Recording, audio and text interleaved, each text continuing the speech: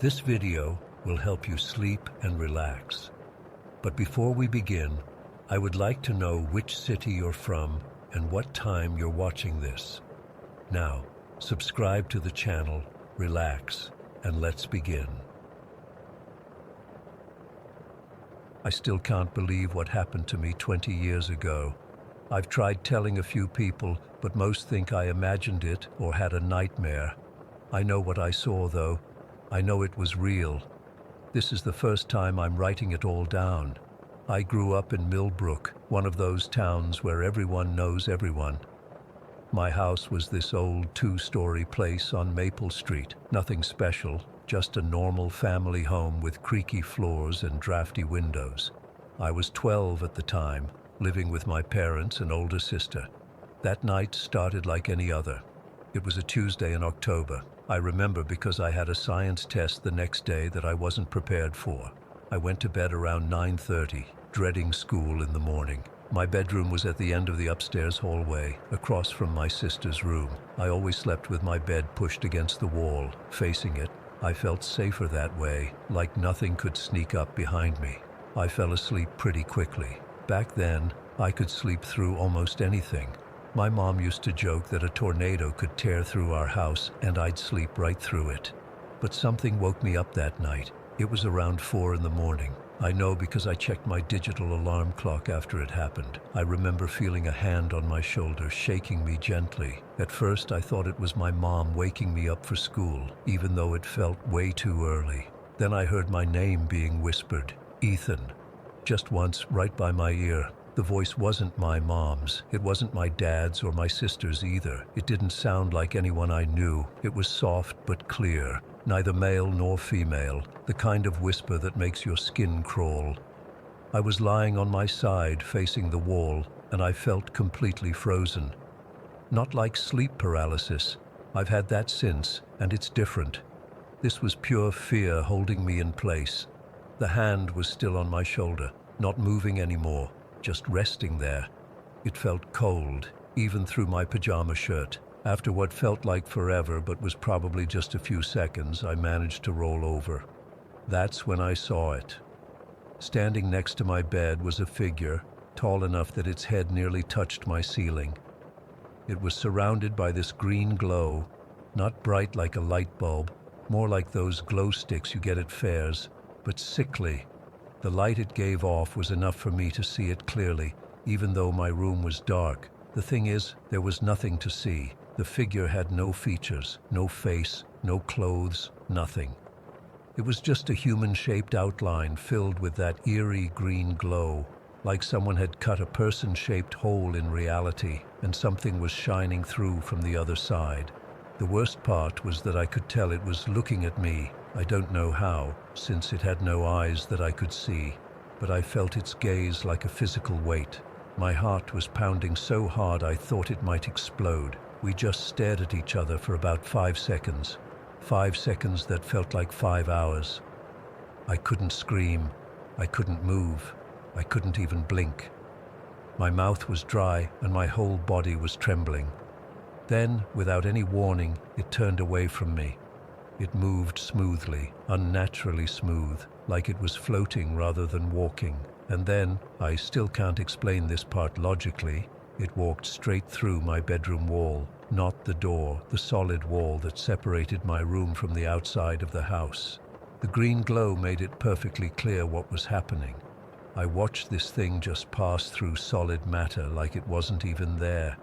My door had been closed the whole time.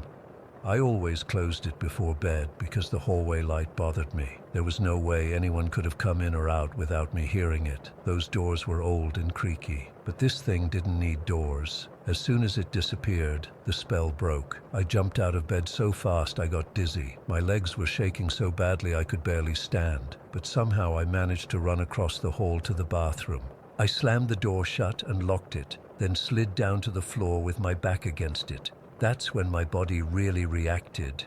My stomach cramped violently, and I barely made it to the toilet before I threw up. I was sweating so much my pajamas were soaked through. My whole body was shaking uncontrollably, and I couldn't catch my breath. It felt like I was having a heart attack. I honestly thought I might die right there on the bathroom floor. After I finished being sick, I stayed huddled by the toilet. I was too terrified to move. The bathroom had no windows, just a small nightlight that gave off enough light to see. I remember staring at that light like it was my lifeline, afraid that if I looked away, that green glow would appear under the door. I sat there for hours until sunlight started coming through the tiny frosted window near the ceiling.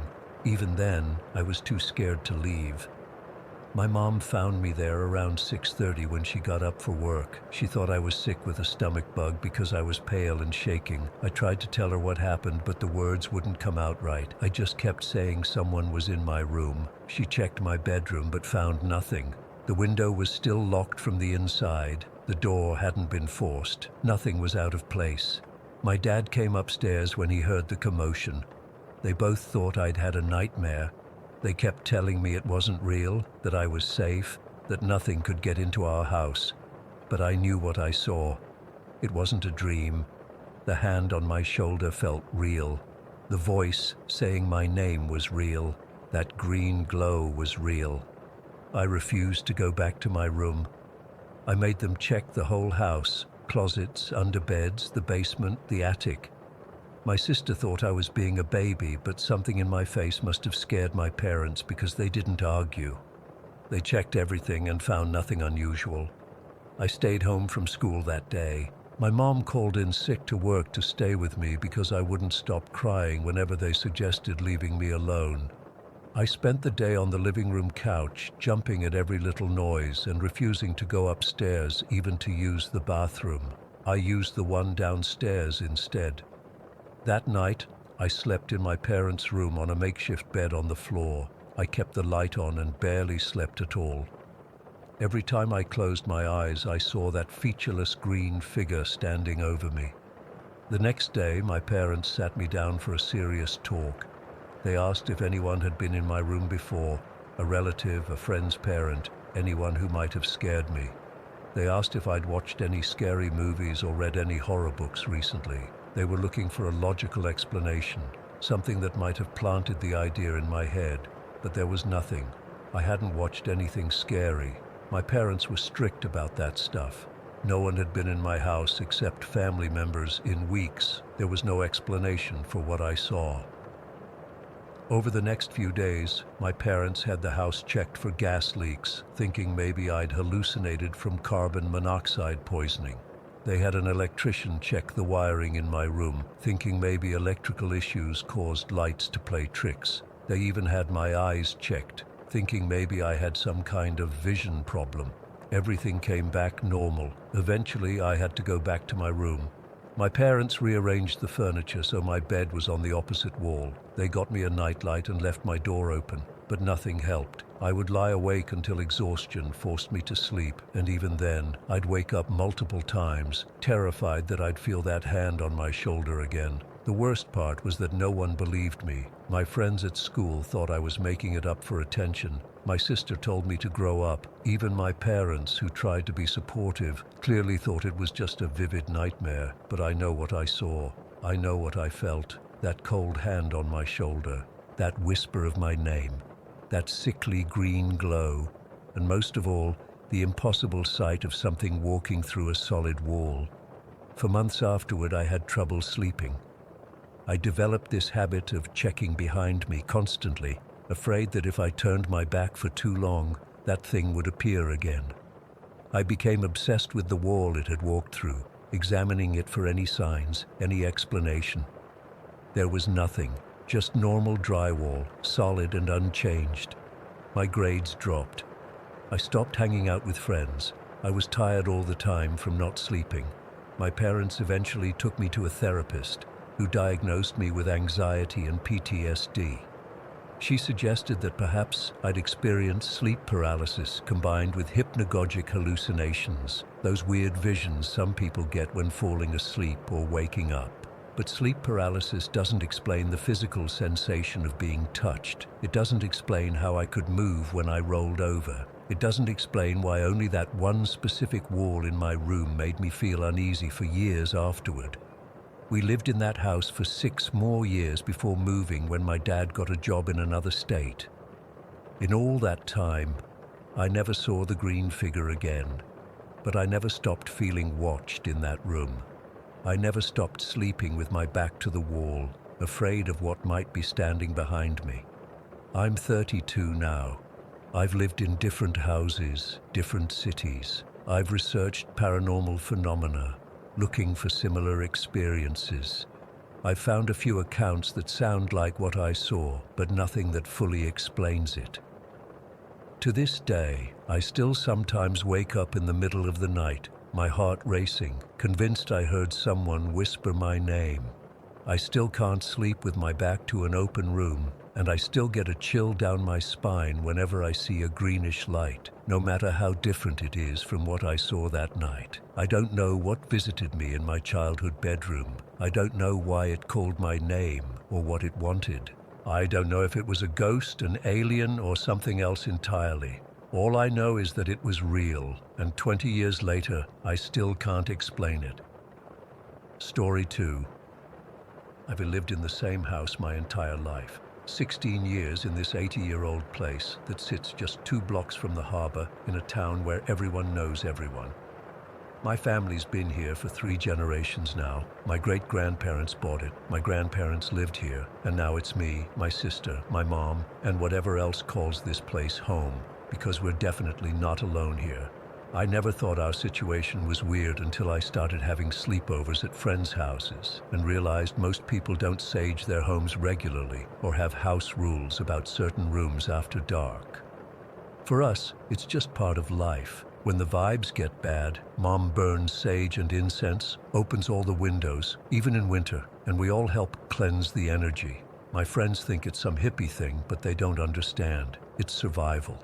Last Wednesday was when it all came to a head. I'd been feeling off all day at school, like something was pulling me home. It wasn't anxiety exactly, more like an urgent tugging sensation in my chest. By 6th period, I texted Mom asking if everything was okay at home. She just replied with, "All good, why?" So I tried to shake it off. When I got home, the house felt expectant, like it was holding its breath. Our dog Milo was acting strange too, sitting in the hallway staring at nothing, his hackles slightly raised but not barking. "What is it, boy?" I asked, but he just kept staring. I went about my normal routine, dropped my backpack in my room, grabbed a snack from the kitchen, and settled at the dining table to start homework. Mom was working late and my sister had volleyball practice, so I had the house to myself. Well, physically to myself. The first thing that happened was the temperature drop.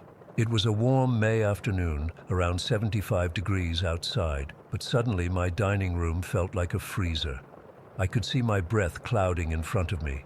This wasn't unusual in our house. Cold spots come and go, but this was extreme.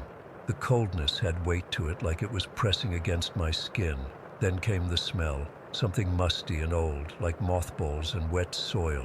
I've come to associate this smell with what Mom calls active periods. I tried to focus on my math homework, but the feeling of being watched was overwhelming. "I'm just trying to do homework," I said out loud. Sometimes acknowledging them helps.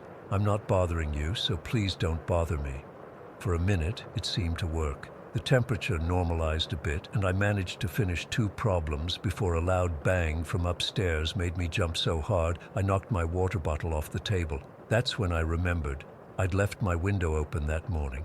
Sometimes a breeze can slam doors shut, so I headed upstairs to check, Milo following nervously behind me.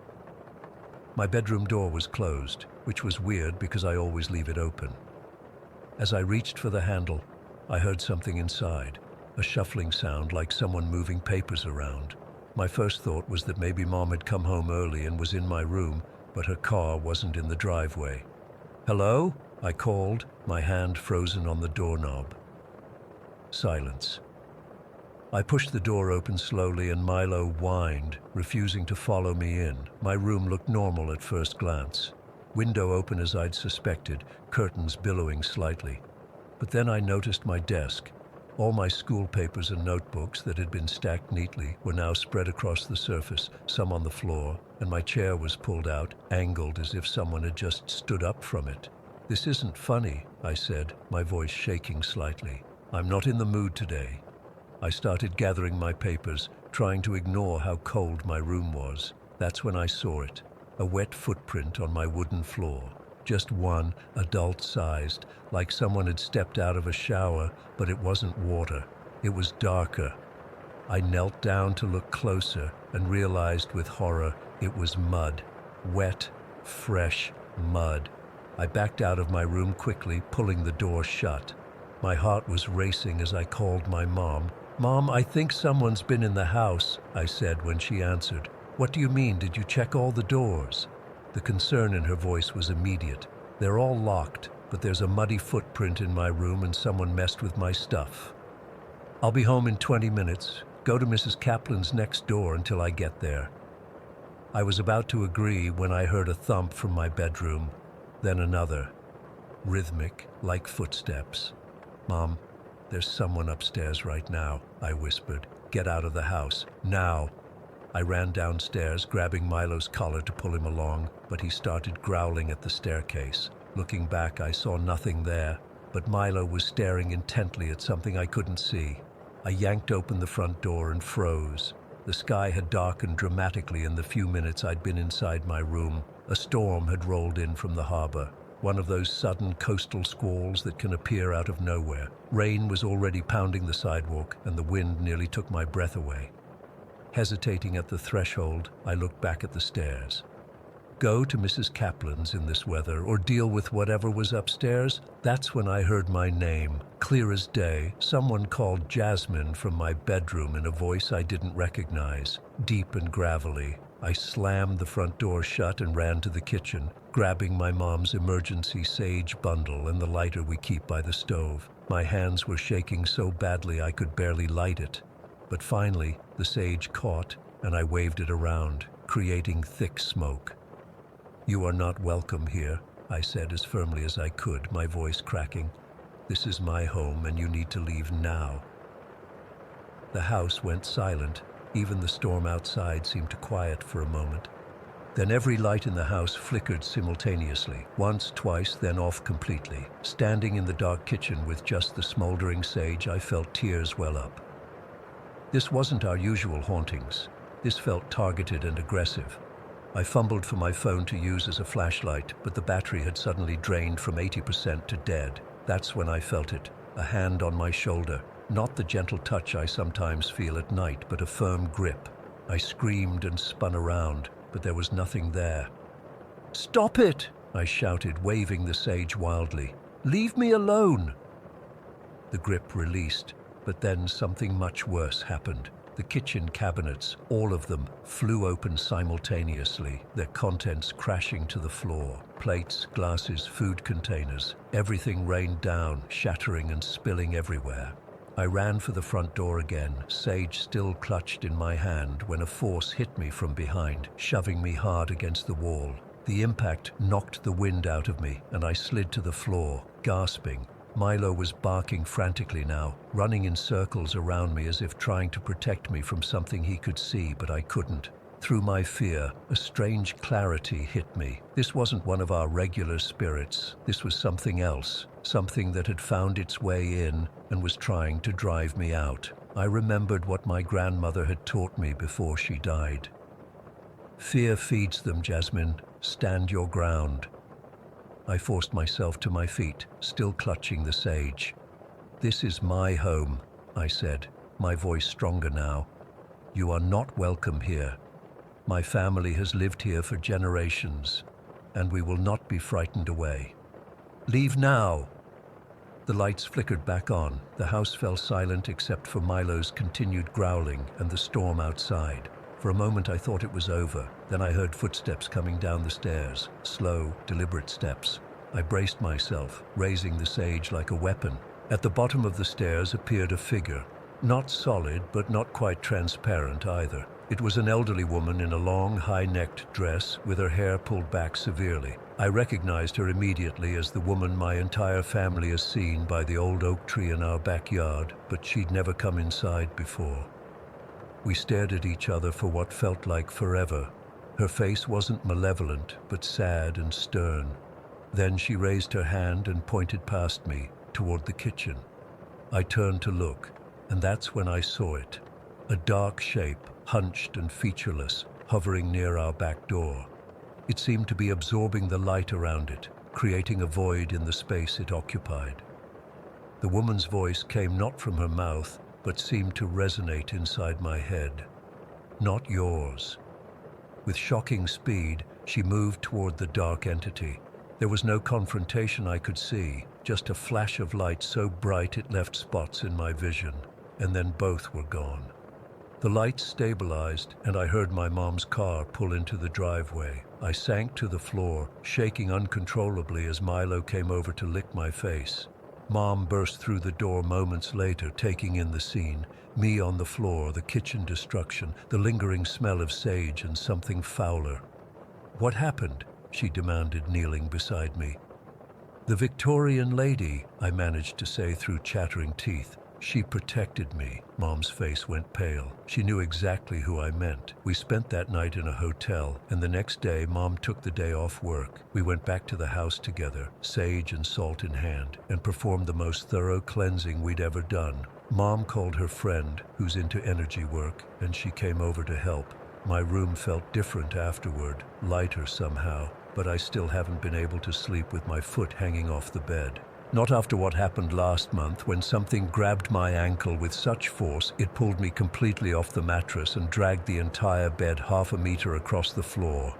My sister says I'm overreacting about last week, but she didn't see what I saw. She didn't feel that dark presence. She still sleeps in the smallest bedroom where toys regularly fly off shelves, and the heavy closet door, the one I can barely move myself, opens and closes throughout the night.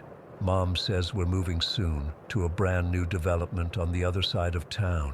A fresh start in a house with no history, no previous owners, no Victorian lady by the oak tree. Part of me is relieved, but another part wonders if I'll miss the gentler spirits, like the night after my great-grandfather's funeral when, crying in my bed, I felt someone sit on the edge and stroke my hair. I looked up to see my grandfather, who had passed years before, and a woman I somehow knew was my grandmother, though she died before I was born. Or the nights when I feel a gentle hand holding mine as I fall asleep, sometimes with a thumb brushing across my knuckles, though I could do without the hot breath I occasionally feel on my hand. I wonder if the new house will feel empty without the knocks on my door when no one's there, or the tapping on my second-story window that has no logical explanation, or even the heavy feeling of being watched in my grandfather's workshop beneath the house. I guess I'll find out soon, but one thing's for sure, I'm taking my sage bundle with me. Story 3. I still get goosebumps thinking about everything that happened to my family. Sometimes I wonder if anyone would even believe me if I told them the whole story, but I need to get this off my chest. We moved to Schwartz Creek back in 2004. It was me, Sabrina, my parents Ronald and Charlotte, and my siblings, Shirira, Chelsea, Ronnie, and Dylan. The house wasn't anything special, just a regular family home, but we made it ours. Dad worked hard to give us a good life, and for a while, everything was normal. Looking back, those first few years were the calm before the storm. In 2007, everything started falling apart. Dad came home from work one day looking yellow, like actually yellow. Mom freaked out and made him go to the doctor the next day. I remember sitting in the living room when they came back, and the look on Mom's face told me everything before they even said a word. Dad had pancreatic liver cancer, the aggressive kind. The doctors gave him maybe 6 months. As if that wasn't enough for one family to deal with, my sister Shirira started getting really tired all the time. She had these weird lumps on her neck that wouldn't go away. When Mom took her to get checked, we got hit with another bombshell, Hodgkin's lymphoma. I was only 15 at the time, but I remember thinking how messed up it was that both my dad and sister were fighting cancer at the same time. Dad had always been healthy before this. He never even caught colds when they went around the house. He was the kind of guy who'd work 12-hour shifts and still have energy to play basketball with my brothers afterward. Seeing him get weaker every day was like watching a mountain crumble. The weirdest thing happened when Sharira got diagnosed. Dad pulled her aside and made her a promise. I overheard him say, "I won't die while you're sick, baby girl. I'll stay until you're better." At the time, I thought it was just something you say to comfort someone, you know? But Dad wasn't the type to make promises he couldn't keep, and he didn't break this one either. Sharira responded really well to her treatments. By early 2009, her doctors were using the word remission. We were all so relieved, but Dad was getting worse by the day. It was like he'd been holding on just for her. Dad died on March 27th, 2009. I remember the date because it was exactly 2 weeks after the doctors confirmed Sharira was in remission. It was like he waited just long enough to be sure she was okay, and then he let go. He was only 46. The house felt empty without him. Chelsea took it especially hard. She was really close with Dad, and about a month after the funeral, she decided to move to Washington to live with our Uncle James for a while. She needed space to grieve, and I couldn't blame her. About 6 months after Dad died, it was just Sharira at home one afternoon. Mom was at work, and the rest of us were out doing various things. I was at a friend's house when I got this frantic call from Ronnie saying I needed to come home right away. When I got there, Sharira was sitting on the porch, shaking and crying. Her face was white as a sheet. Mom was trying to calm her down, but Sharira kept saying the same thing over and over. I saw Dad. He was in the kitchen. At first, I thought maybe she'd fallen asleep and had a dream or something, but she was insistent. She said she'd been getting a glass of water when she saw Dad standing by the sink with his head down. She said he was crying, not making any sound, just standing there with tears running down his face. I called out to him, she told us, her voice cracking. I said, "Dad," and he looked up at me. His eyes were so sad, Sabrina. So sad, and then he was just gone. She was completely terrified, convinced that something was terribly wrong. Mom tried to tell her it was just grief playing tricks on her mind, but Sharira wouldn't accept that explanation. She kept saying, "He was trying to tell me something. I know it." 2 weeks later, Sharira collapsed at home. Mom rushed her to the hospital and the news hit us like a truck. The cancer was back and it had spread everywhere. It was like it had been hiding, waiting, and now it was attacking with a vengeance. The doctors were shocked at how aggressive it was. Chelsea flew back from Washington immediately. We all took turns staying with Sharira in the hospital. She got weaker so fast it was terrifying. Within days, she had a breathing tube and could barely move, but she was still conscious enough to communicate through her phone. One night, Ronnie was alone with her. I had gone to get coffee, and Mom was talking to the doctors. When I came back, Ronnie was white-faced, staring at Sharira, who was pointing weakly toward the corner of the room. "What's going on?" I asked. Ronnie showed me Sharira's phone. She had typed, "Heaven is real, God is real, Dad is here, Grandpa too." Our grandfather, Dad's father, had died back in 2001. I asked her what they wanted. Ronnie whispered to me. His voice was shaking. Sharira had simply pointed to herself.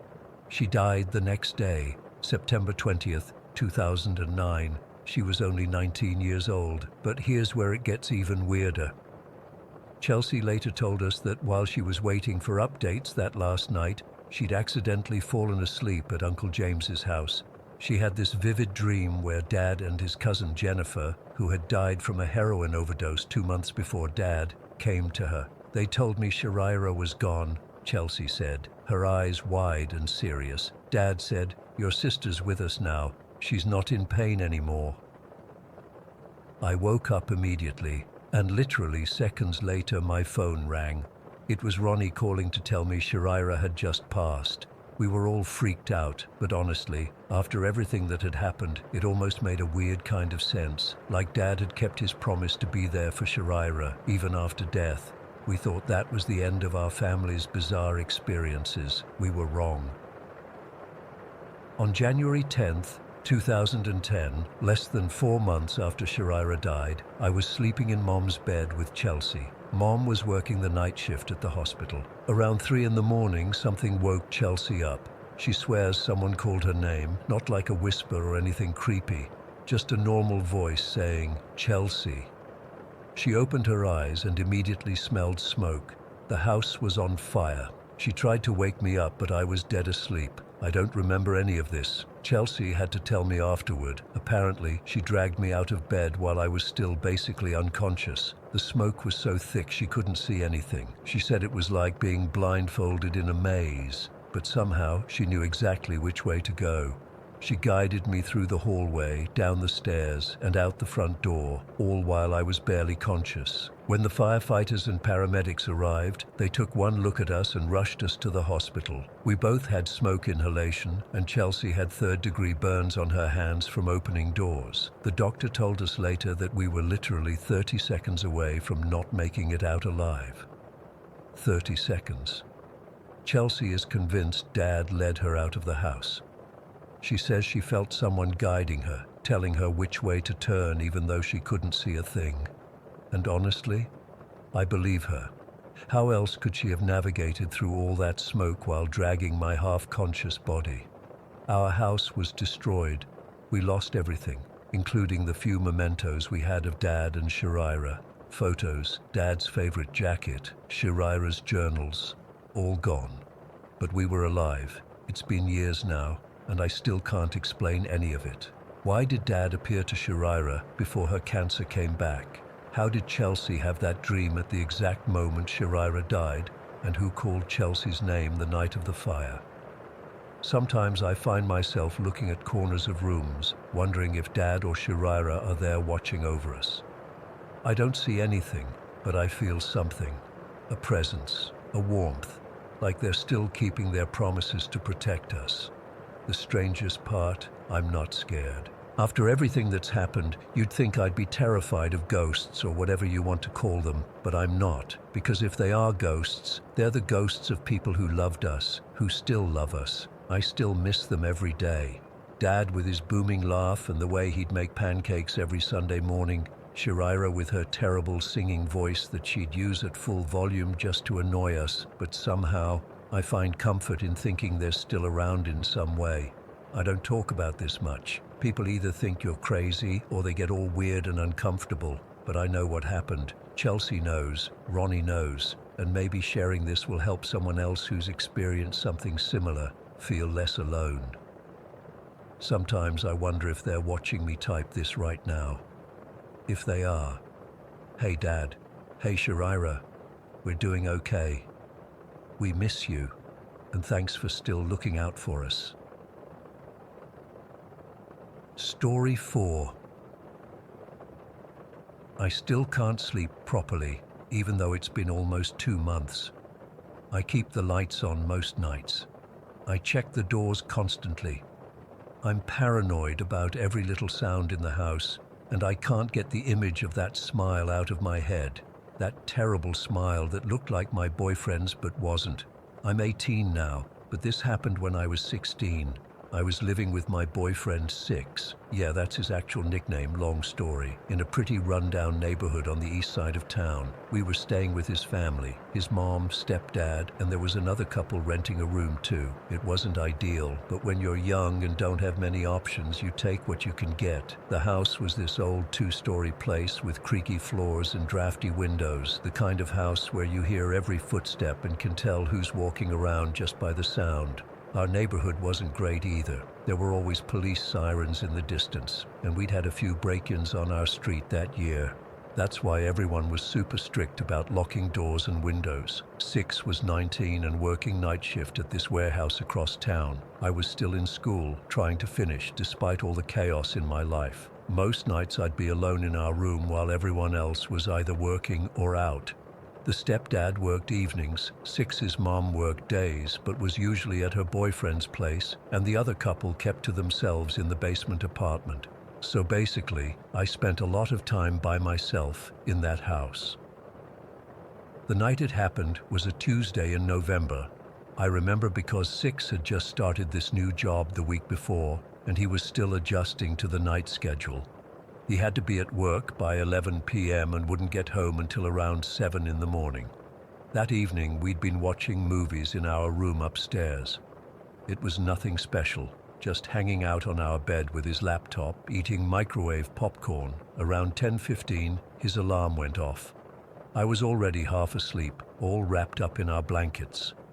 "Gotta go, babe," he said, getting up to change into his work clothes. Black pants and this navy blue polo shirt with his company logo. I watched him through sleepy eyes as he got ready. "Don't forget to lock the door," I mumbled, which was our routine reminder. "Never do," he replied, leaning down to kiss my forehead. "Get some sleep. I'll see you in the morning." I remember hearing him go downstairs. The third step from the bottom always creaked really loud. Then came the sound of him grabbing his keys from the bowl by the front door. I heard the front door open and close, and then the distinct sound of his keys jingling as he locked it from outside. I even heard his car start up and pull away. After that, I drifted back to sleep. Our room was at the front of the house, with a window facing the street. The curtains were thin, so the orange glow from the streetlight always filtered in, casting weird shadows across our walls. I never liked that light, but Six said it was good for security. We could always see if someone was outside. I don't know how long I was asleep before I felt it, something pressing down on the foot of the bed, like someone sitting there. The weight made the mattress dip enough that I felt my body shift slightly. At first, in my groggy state, I just assumed it was Six who had forgotten something and come back.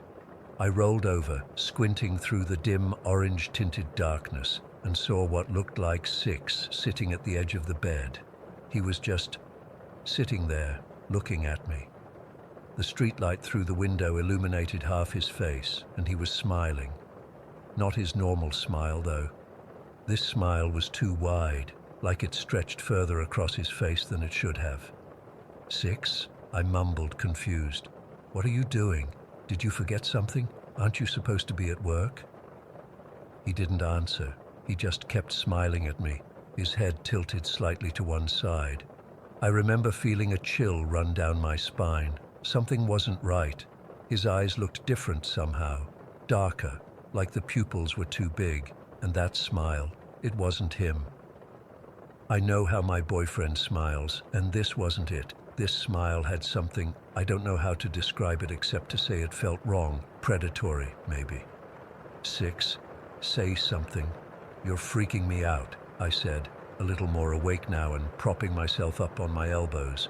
Still nothing, just that smile and his eyes fixed on me. I turned away, suddenly uncomfortable. I remember thinking maybe I was dreaming or that Six was playing some weird joke. I pulled the blanket tighter around me and closed my eyes, deciding to ignore whatever this was. That's when I felt the mattress shift again. Someone was lying down on the bed behind me. I felt an arm, what I thought was Six's arm, wrap around my waist. The arm pulled me across the bed, toward the middle. Here's the part that still makes my skin crawl when I think about it. I could feel the arm around me, solid and strong, but I couldn't feel anyone's body against my back. It was like just an arm was holding me, with nothing attached to it.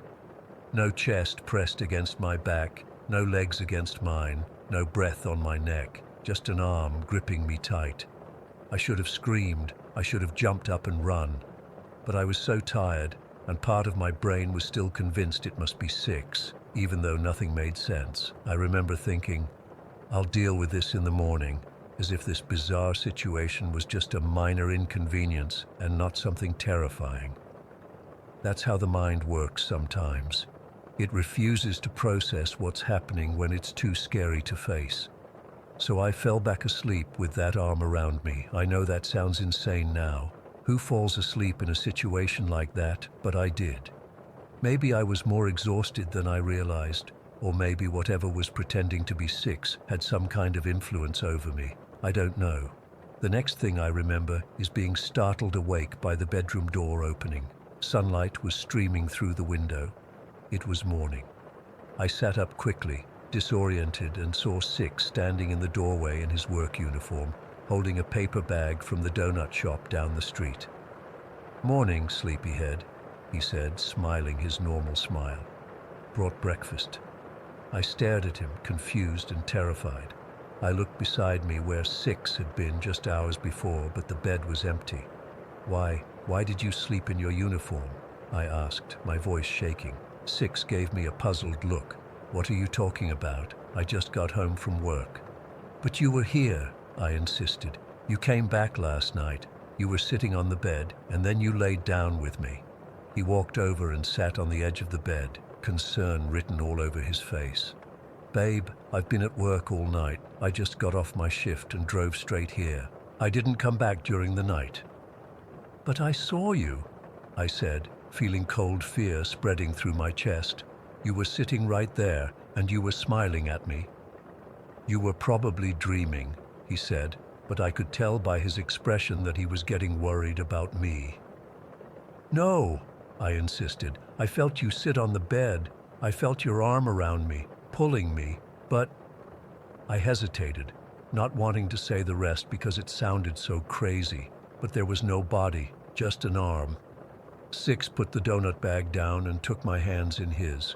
"Listen, I was at work all night. I clocked in at 11 and didn't leave until 6:45 this morning. I've been driving home since then. I stopped for donuts on the way. I was never here, Marissa." I started crying then, not just from fear, but from the horrible realization that whatever had been in our room, whatever had touched me and pulled me across the bed, it wasn't Six. It was something else, something that looked like him but wasn't him. "The front door was locked when I got home," Six continued, trying to reassure me. "No one could have gotten in. You must have had a really vivid dream." But I know it wasn't a dream. The weight on the bed was real. The arm around me was real. And that smile, that terrible wrong smile, that was real too. We checked the whole house. Nothing was disturbed. No windows or doors had been forced open. Six's family didn't hear anything unusual. The other couple hadn't come upstairs at all. Everything looked normal, except I knew something absolutely not normal had happened. I made Six switch to day shift after that. I refused to be alone in the house at night again. We eventually moved out of that place, partly because of what happened, and partly because we could finally afford our own apartment. To this day, I don't know what was in our room that night. I don't know how it got in or what it wanted. Sometimes I wonder if it was some kind of doppelganger or if my mind was playing tricks on me. But deep down, I know what I experienced was real. The worst part is the lingering fear that it might come back someday, that I might wake up again to see someone I love sitting at the foot of my bed with that same wrong smile, pretending to be someone they're not. I still check Six's smile sometimes, just to make sure it's really him. He thinks I'm being paranoid, and maybe I am. But if you've ever experienced something pretending to be someone you love, you'd understand. You never feel completely safe again. Story 5. I've been debating whether to post this for weeks now. Honestly, I still wake up in cold sweats thinking about it, and I'm not sure sharing will help, but I need to tell someone who might understand or have experienced something similar.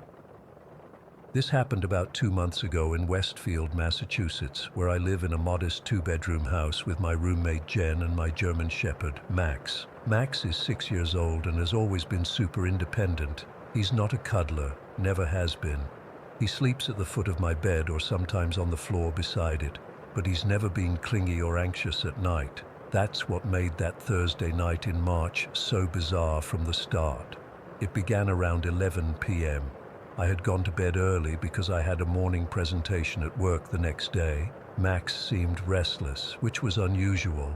He kept getting up, walking around my room and looking at the doorway. At first, I figured he needed to go out, so I took him for a quick bathroom break in the backyard. He did his business, but when we came back inside, he still seemed on edge.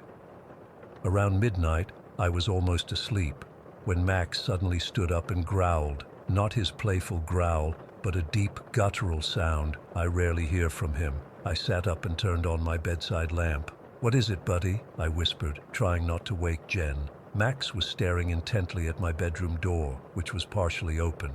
I got up and checked the hallway, but there was nothing there. I even walked through the house, turning on lights and checking windows and doors. Everything was locked up tight. When I got back to bed, Max followed me closely, like uncomfortably closely. He usually gives me space, but that night he was practically glued to my side. I turned off the lamp and tried to fall asleep again, but about 20 minutes later, Max did something he's never done before. He climbed up from the foot of the bed, crawled beside me, and rested his head directly on my chest. I was genuinely freaked out at this point. In 6 years, he had never done this. He's a 70-pound shepherd who thinks he's too cool for cuddles. Yet there he was, pressing his weight against me as if trying to protect me from something. I stroked his fur, feeling his body trembling slightly. "It's okay," I told him, but I wasn't convinced myself. Around 1 in the morning, Max suddenly bolted upright and ran barking toward the other side of the house. His barks weren't the usual "someone's at the door" barks. They were frantic, almost panicked. I jumped out of bed and followed him. He was standing in the kitchen, hackles raised, staring at the back door. Again, nothing was there. No one was outside, no unusual sounds. I managed to coax him back to the bedroom, but 15 minutes later he did the exact same thing, shot out of the room barking like crazy. This time, when I brought him back, I shut my bedroom door completely. Max paced around for another few minutes before finally settling at the foot of my bed again, though he remained alert, his ears perking up at every little sound. I must have fallen asleep eventually, because the next thing I remember is waking up abruptly around 3:30 in the morning. This is where things get really messed up, and I still get chills thinking about it. I woke up lying flat on my back, which isn't my usual sleeping position. In those first few seconds of consciousness, I felt wrong.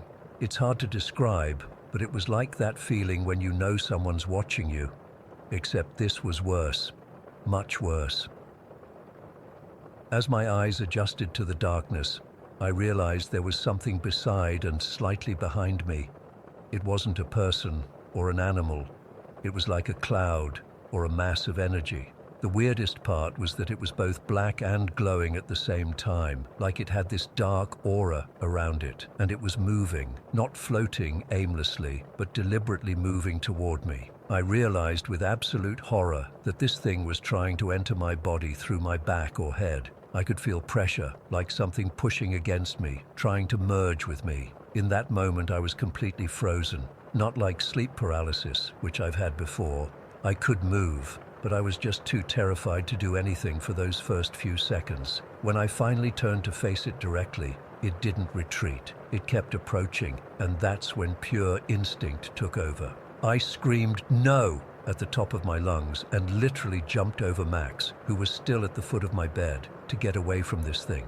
I scrambled to my bedroom door, reaching for the handle, but when I tried to turn it, the door wouldn't open. I know for a fact it wasn't locked. My bedroom door doesn't even have a lock, but it was like something was holding it shut from the other side. I pulled harder, desperately trying to escape, when I felt compelled to look back. The entity was now on my floor, between me and the bed. In the darkness I could see it more clearly, and I almost wish I couldn't. It was only about 1.5 feet tall, but stretched about 3 or 4 feet wide. It looked like black smoke or ink spreading across my floor, but it had this glow around it, not bright but visible enough that I could distinguish it from the darkness of my unlit room, and yet somehow it was darker than the darkness itself, if that makes any sense. Then it reached for me. 2 arm-like appendages extended from the mass, stretching toward me. I felt it again, that same pressure, but this time against my chest, like it was trying to push into me, to get inside me. I screamed louder than I've ever screamed in my life, pulling at the door with all my strength, and finally, it opened. I ran straight to Jen's room, burst in without knocking, and flipped on her light. She sat up, obviously startled and confused. "Elena, what the hell?" she mumbled, squinting in the sudden brightness. I was hyperventilating, barely able to get words out. Something, in my room, trying to get me, I managed between gasps. Jen, bless her, didn't dismiss me or tell me it was just a nightmare. She got up, grabbed the baseball bat she keeps under her bed. She lives alone before I moved in and kept it for protection, and walked with me back to my room. When we entered, everything looked normal. Max was still on the bed, alert but no longer agitated. The entity was gone. I checked the time on my phone, 3:36 a.m. A chill ran through me as I realized this probably started at 3:33, that supposedly cursed time that paranormal enthusiasts always talk about. I explained to Jen what I'd seen, and though I could tell she was skeptical, she offered to let me sleep in her room for the rest of the night. I declined, but asked if she'd sit with me while I turned on my nightlight and tried to calm down. She stayed for about 20 minutes, and once I felt a little safer, she went back to bed. I left the nightlight on, a small purple one I've had since college. It wasn't much, but having some light made me feel better. I lay back down, with Max now pressed firmly against my side, and tried to convince myself it had just been some weird waking nightmare. But about 15 minutes later, the nightlight went out. Just switched off on its own. I checked. It was still plugged in, but it wouldn't turn back on no matter what I did. I spent the rest of the night with every light in my room blazing, too terrified to close my eyes. The next morning, I called my mom. I wasn't going to mention the incident, but I must have sounded off because she kept pressing me about whether I was okay. Finally, I broke down and told her everything. There was a long silence on the other end of the line, and then she said something that made my blood run cold. "Elena, don't you remember? This happened to you before, about 2 years ago when you were staying at my house." I had no recollection of this at all, which terrified me even more. According to my mom, I had woken up screaming in the middle of the night, claiming something was trying to enter my body from behind my back. She had chalked it up to a nightmare and eventually convinced me of the same. But then she confessed something else. She had experienced the exact same phenomenon twice in her life, once in her 20s and once in her 40s. She described it the same way: a presence approaching from behind, an overwhelming sense of evil, and a paralyzing fear unlike anything else. "It's not a dream, Elena," she told me. "I don't know what it is, but it's real. I've spent the past 2 months trying to make sense of what happened. I've researched sleep paralysis, night terrors, hallucinations. Nothing quite matches what I experienced. The closest explanation I've found is that sometimes we wake up too quickly. Our eyes open before our body fully comes out of sleep, and in that state, we can see things that humans aren't normally meant to see. Part of me wonders if there are entities that attach themselves to human consciousness during sleep, using our bodies as vessels without us ever knowing. Maybe that night I woke up at exactly the wrong moment and caught one in the act. Max still sleeps in my room, but he's been more protective since that night. Sometimes he still stares at empty corners or growls at nothing I can see. I've moved my bed so my back is against the wall when I sleep, and I've started using a different nightlight, one that hasn't failed me yet. I don't know if this thing will come back. I don't know if it's specifically targeting me or my family, or if it's just some random malevolent force. All I know is that what I saw and felt that night was real, and no amount of rational explanation has been able to convince me otherwise. I still wake up around 3:30 most mornings, my heart pounding, feeling that same pressure against my back, and in those moments between sleep and wakefulness, I swear I can still see that dark, glowing mass in the corner of my eye, waiting for another chance to get in. Story 6. I still can't make sense of what happened 3 nights ago. I've been running it over and over in my head, and I just need to get this out somewhere. I've never been the type to believe in ghosts or anything supernatural, but this experience has me seriously questioning everything I thought I knew. So my girlfriend Mira and I were heading to our friend Kyle's place for dinner last Friday. It was around 8:30 in the evening, already dark out since it's November. We live in Maplewood Heights, which is your typical suburban neighborhood. Neat houses, well-maintained streets, regular street lights. Nothing special, nothing out of the ordinary. Just a normal place where normal people live normal lives. We were taking our usual route through the neighborhood. I was driving my Honda Civic, not the newest model, but reliable. Mira was in the passenger seat, scrolling through her phone, probably texting Kyle that we were on our way. The radio was playing some indie station, volume low enough that we could talk over it. Just a completely ordinary night drive. We'd turned onto Oak Ridge Street, which connects our part of the neighborhood to Kyle's. I've driven this street hundreds of times. It's lined with maple trees and those standard-issue suburban streetlights that give off that orangey glow. Normally, the whole street is well lit. The city's pretty good about replacing bulbs when they burn out.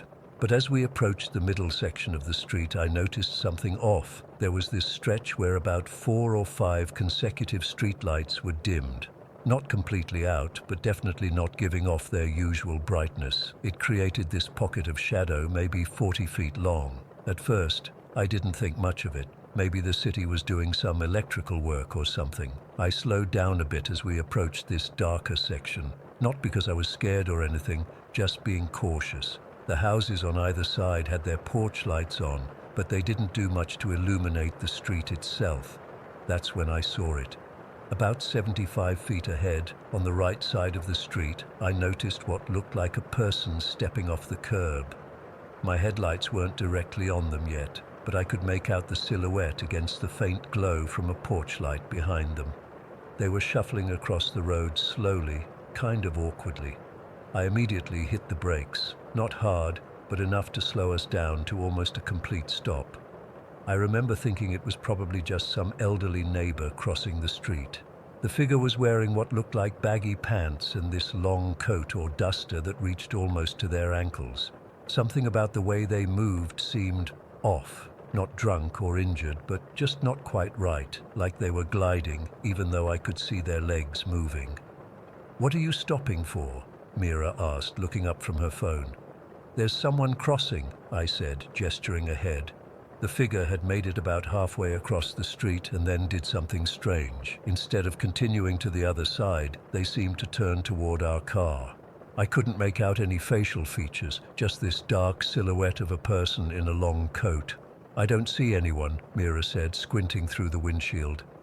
This didn't immediately alarm me. Mira has terrible night vision. She can barely see anything once the sun goes down, which is why I always drive after dark, so I figured the dim lighting was making it hard for her to spot the person. "Right there," I said, pointing, about 70 feet ahead, wearing a long coat. The figure had stopped in the middle of the street now, seemingly facing us. I couldn't tell if they were looking at us or just paused in their crossing. There was something about the stillness that started to make me uncomfortable. They weren't moving at all anymore, just standing there in the darkness.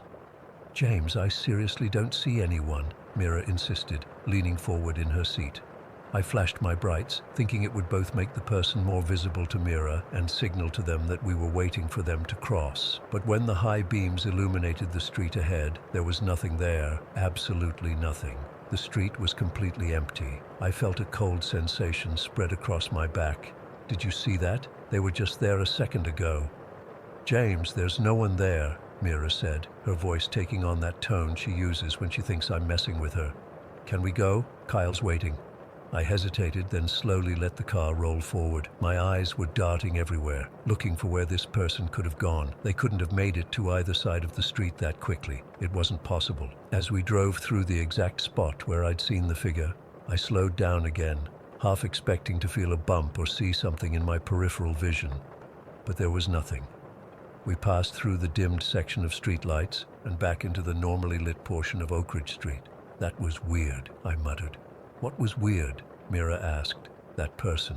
They were right there in the street, and then they just vanished." Mira gave me a concerned look. "Are you feeling okay? There wasn't anyone there, James." I didn't push it. We continued to Kyle's place, but I couldn't stop thinking about what I'd seen. I know I saw someone, or something, crossing that street. I could describe the clothes, the way they moved. It wasn't my imagination. Dinner at Kyle's was a blur. I laughed at the right moments, participated in conversations, but my mind kept drifting back to that figure. I didn't mention it again. Not to Mira. not to our friends. What would I even say? Hey, I think I saw a ghost on the way here. They'd think I was losing it. On the drive home, I deliberately took a different route, avoiding Oak Ridge Street entirely. Mira noticed, but didn't say anything. The next morning, I drove back to that spot alone. In daylight, it looked completely normal, just a regular suburban street. The street lights that had been dimmed were now off, as they should be during the day. There was nothing unusual about the stretch of road where I'd seen the figure, no evidence that anything strange had happened there. I even got out of my car and walked around looking for, I don't know what, some sign, some explanation.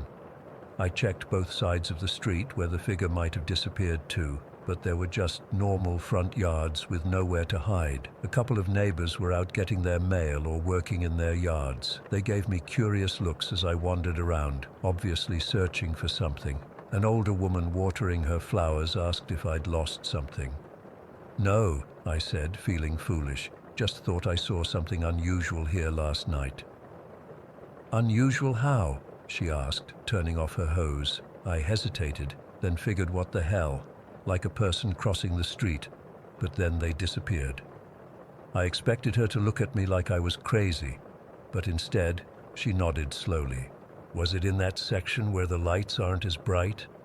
My stomach dropped. Yeah, actually. How did you know? She glanced up and down the street before answering. Those lights have been dimmer than the rest for about 3 months now. City says they're going to fix them, but they never do. She paused. My husband saw something similar last month, said he was driving home late and saw a man in a long coat cross the road, but when he got closer, there was no one there. I felt a chill despite the morning sun. Did he say anything else about what he saw?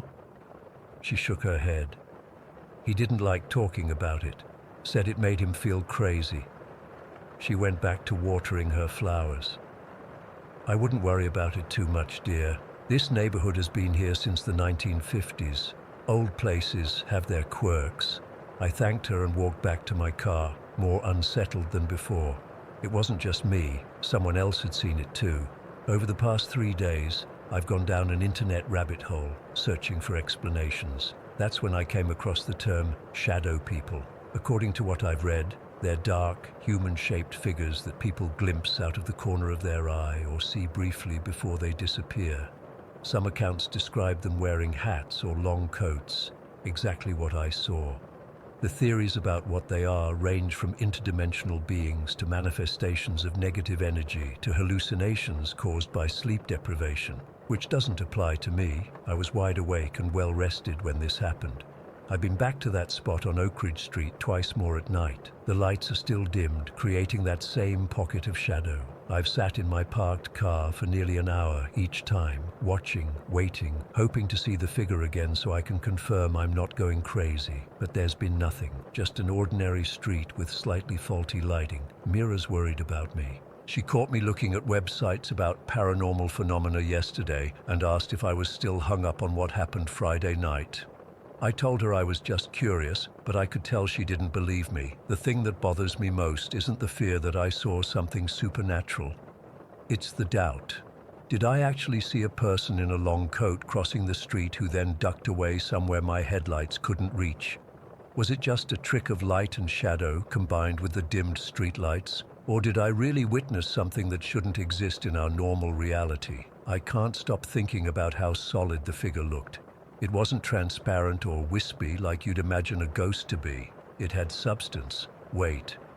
I could see the fabric of the coat move as they walked, the baggy pants, the deliberate way they shuffled across the pavement. And then, in the split second it took me to flash my high beams, they were gone. No movement toward either side of the street, just there one moment and gone the next. I'm going back tonight. I know it's probably stupid, but I need to know. I've told Mira I'm working late, but really I'm going to park at that spot on Oak Ridge Street and wait. I've got a thermos of coffee, my phone charged to record anything I might see, and a flashlight. What bothers me most is that I wasn't afraid when I saw the figure. I was confused, yes, but not scared. It wasn't until afterward when I realized what had happened. that the fear set in, and now I can't shake this feeling that by seeing it, I've somehow opened a door that wasn't meant to be opened, like I've noticed something that wasn't meant to be noticed. The woman's words keep echoing in my head. Old places have their quirks. What if these quirks are actually tears in whatever separates our world from somewhere else? What if that dimmed section of streetlights isn't a coincidence, but a sign of something weakened, something permeable? I don't know what I'm hoping to find tonight. Confirmation that I'm not crazy? Evidence of something beyond our understanding? Or maybe, hopefully, a rational explanation that will let me go back to my normal life, where shadow people don't cross suburban streets and then vanish into thin air. All I know is that I need answers, and if going back to that spot is the only way to get them, then that's what I'm going to do, because right now I can't trust what I saw, and that's scarier than any shadow person could ever be. Story 7. I've been carrying this experience with me for 20 years now, and I still get goosebumps thinking about it.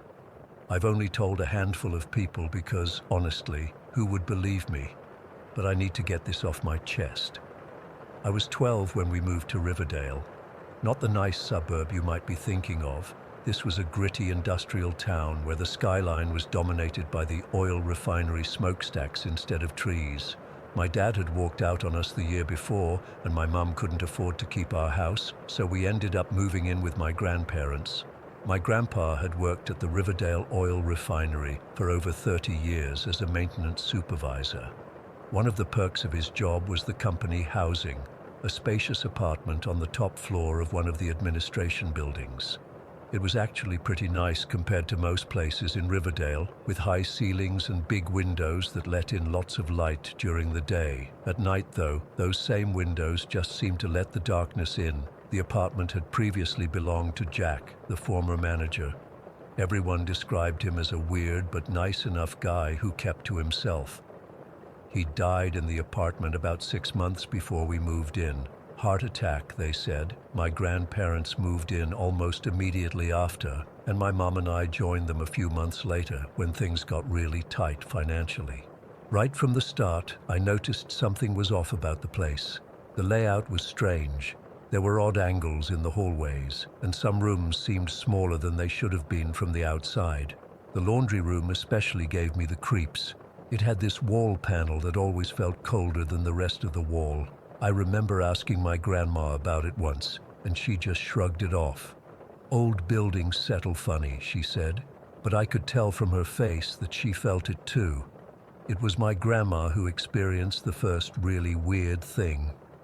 About 2 weeks after they moved in, she mentioned at breakfast that she kept feeling something like a cat walking across her bed at night. The strange part was, we didn't have any pets. My grandpa laughed it off, saying she was probably just dreaming, but I could see she was genuinely confused by it. A few nights later, I woke up to the sound of my grandma shuffling down the hallway. I peeked out my door and saw her heading to the bathroom, muttering under her breath. The next morning, she looked exhausted. When my grandpa asked what was wrong, she told us she'd been up half the night turning off the bathroom faucets. They kept turning on by themselves, she said.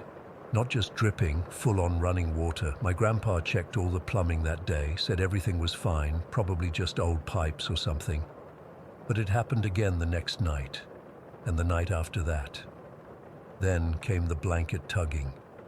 My grandma started sleeping with her blankets tucked tightly under the mattress because, as she put it, something keeps trying to pull them off me. She described it as feeling like someone was at the foot of the bed, deliberately tugging the covers down. She'd hold on tight, and whatever it was would pull harder until she'd whisper, "Stop it," and it would suddenly let go. When my mom and I moved in, things got even weirder. The local kids immediately started teasing me about living in the witch house. According to them, an old witch had lived there before Jack and practiced black magic in the basement. I laughed it off as stupid kid stuff, but part of me wondered why they all seemed so convinced. My mom and her stepsister, my Aunt Jenny, who was only 5 years older than me, shared a room down the hall from mine. One night, about a month after we moved in, I woke up to my mom and Jenny screaming. I ran to their room to find them both huddled together on Jenny's bed, pointing at the closet. There were eyes, my mom kept saying, red eyes glowing in the dark. My grandpa searched the entire closet, even took the door off the hinges to prove nothing was there. But from that night on, my mom and Jenny slept in the same bed, back to back, so nothing could sneak up on them. The weirdest thing for me was the hair, long black strands that would somehow emerge from the crumbling drywall near the staircase. At first, we thought it was just old horsehair plaster coming loose, but these weren't brittle or dusty. They were shiny and soft, like fresh human hair. Sometimes I'd come downstairs in the morning and find 3 or 4 strands hanging out of the wall, swaying slightly even when there was no breeze. Then there was the hidden room. I discovered it completely by accident about 2 months after we moved in. I was helping my grandma with laundry when I noticed that the cold wall panel in the laundry room had a tiny gap at one edge. When I pressed against it, it moved slightly. Curious, I pushed harder, and the whole panel slid to the side, revealing a narrow passageway. "Grandma," I called out, but something made me step inside before she arrived. The passage led to a small room tucked into what must have been part of the attic space. It had been finished with drywall and had a small window that had been painted black from the inside. There was a mattress on the floor, a small desk, and shelves built into the walls. On the shelves were dozens of glass jars filled with what looked like dried herbs, bones, and other things I couldn't identify. When my grandma saw it, she went pale. "This is where Jack must have spent his time," she whispered. "Your grandpa said he was always disappearing for hours, said he was working on projects." We showed my grandpa when he got home from work. He was fascinated by the craftsmanship of the hidden door, but disturbed by the room itself. He sealed it up the next day, nailing the panel shut and putting a heavy shelving unit in front of it. "No need to go poking around in there," he said firmly. But I think opening that room changed something in the house. That's when the shadows started appearing. At first, they were just glimpses out of the corner of my eye, a dark shape moving across a doorway or sliding along a wall. But they got bolder, more solid. My mom was the first to actually describe one clearly. She'd been up late watching TV when she saw what she described as a tall black figure move from the kitchen to the basement door. It didn't walk so much as glide, and it seemed to absorb the light around it. After that, we all started seeing them, sometimes in the kitchen, sometimes in the hallway, but most often near the basement door. None of us wanted to go down to the basement anymore. Even my grandpa, who wasn't easily spooked, started asking me or my mom to go with him when he needed to get something from down there. The most terrifying night, though, the one that finally broke us, happened in early winter, about 7 months after my grandparents had moved in. My grandpa was working a late shift, and the rest of us had gone to bed. I woke up around midnight to get a glass of water and found my grandma sitting on the pull-out bed in the living room watching the door. She said she couldn't sleep in her room alone and was waiting up for Grandpa. I sat with her for a while, but eventually got tired and went back to bed.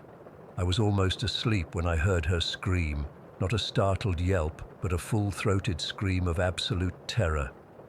I ran out to find her standing on the pull-out bed, clutching her ankle. She was shaking and crying, something I'd never seen my tough-as-nails grandma do before. "Something grabbed me," she kept saying. "It grabbed my ankle from under the bed and shook it. It was trying to pull me under." My mom and Jenny came running out too. We checked under the bed. Nothing there but dust bunnies. But when we looked at Grandma's ankle, there was a ring of bruises forming like finger marks. 5 distinct oval bruises, exactly like someone had grabbed her hard enough to leave marks. That was it for my grandma. When my grandpa got home at 3 in the morning, she told him she wasn't spending another night in that apartment. They argued about it. Where would they go? How would they afford it? But she was adamant. She slept in their car that night, and the next day they started looking for a new place. It took about 2 weeks to find something they could afford. During those 2 weeks, things escalated.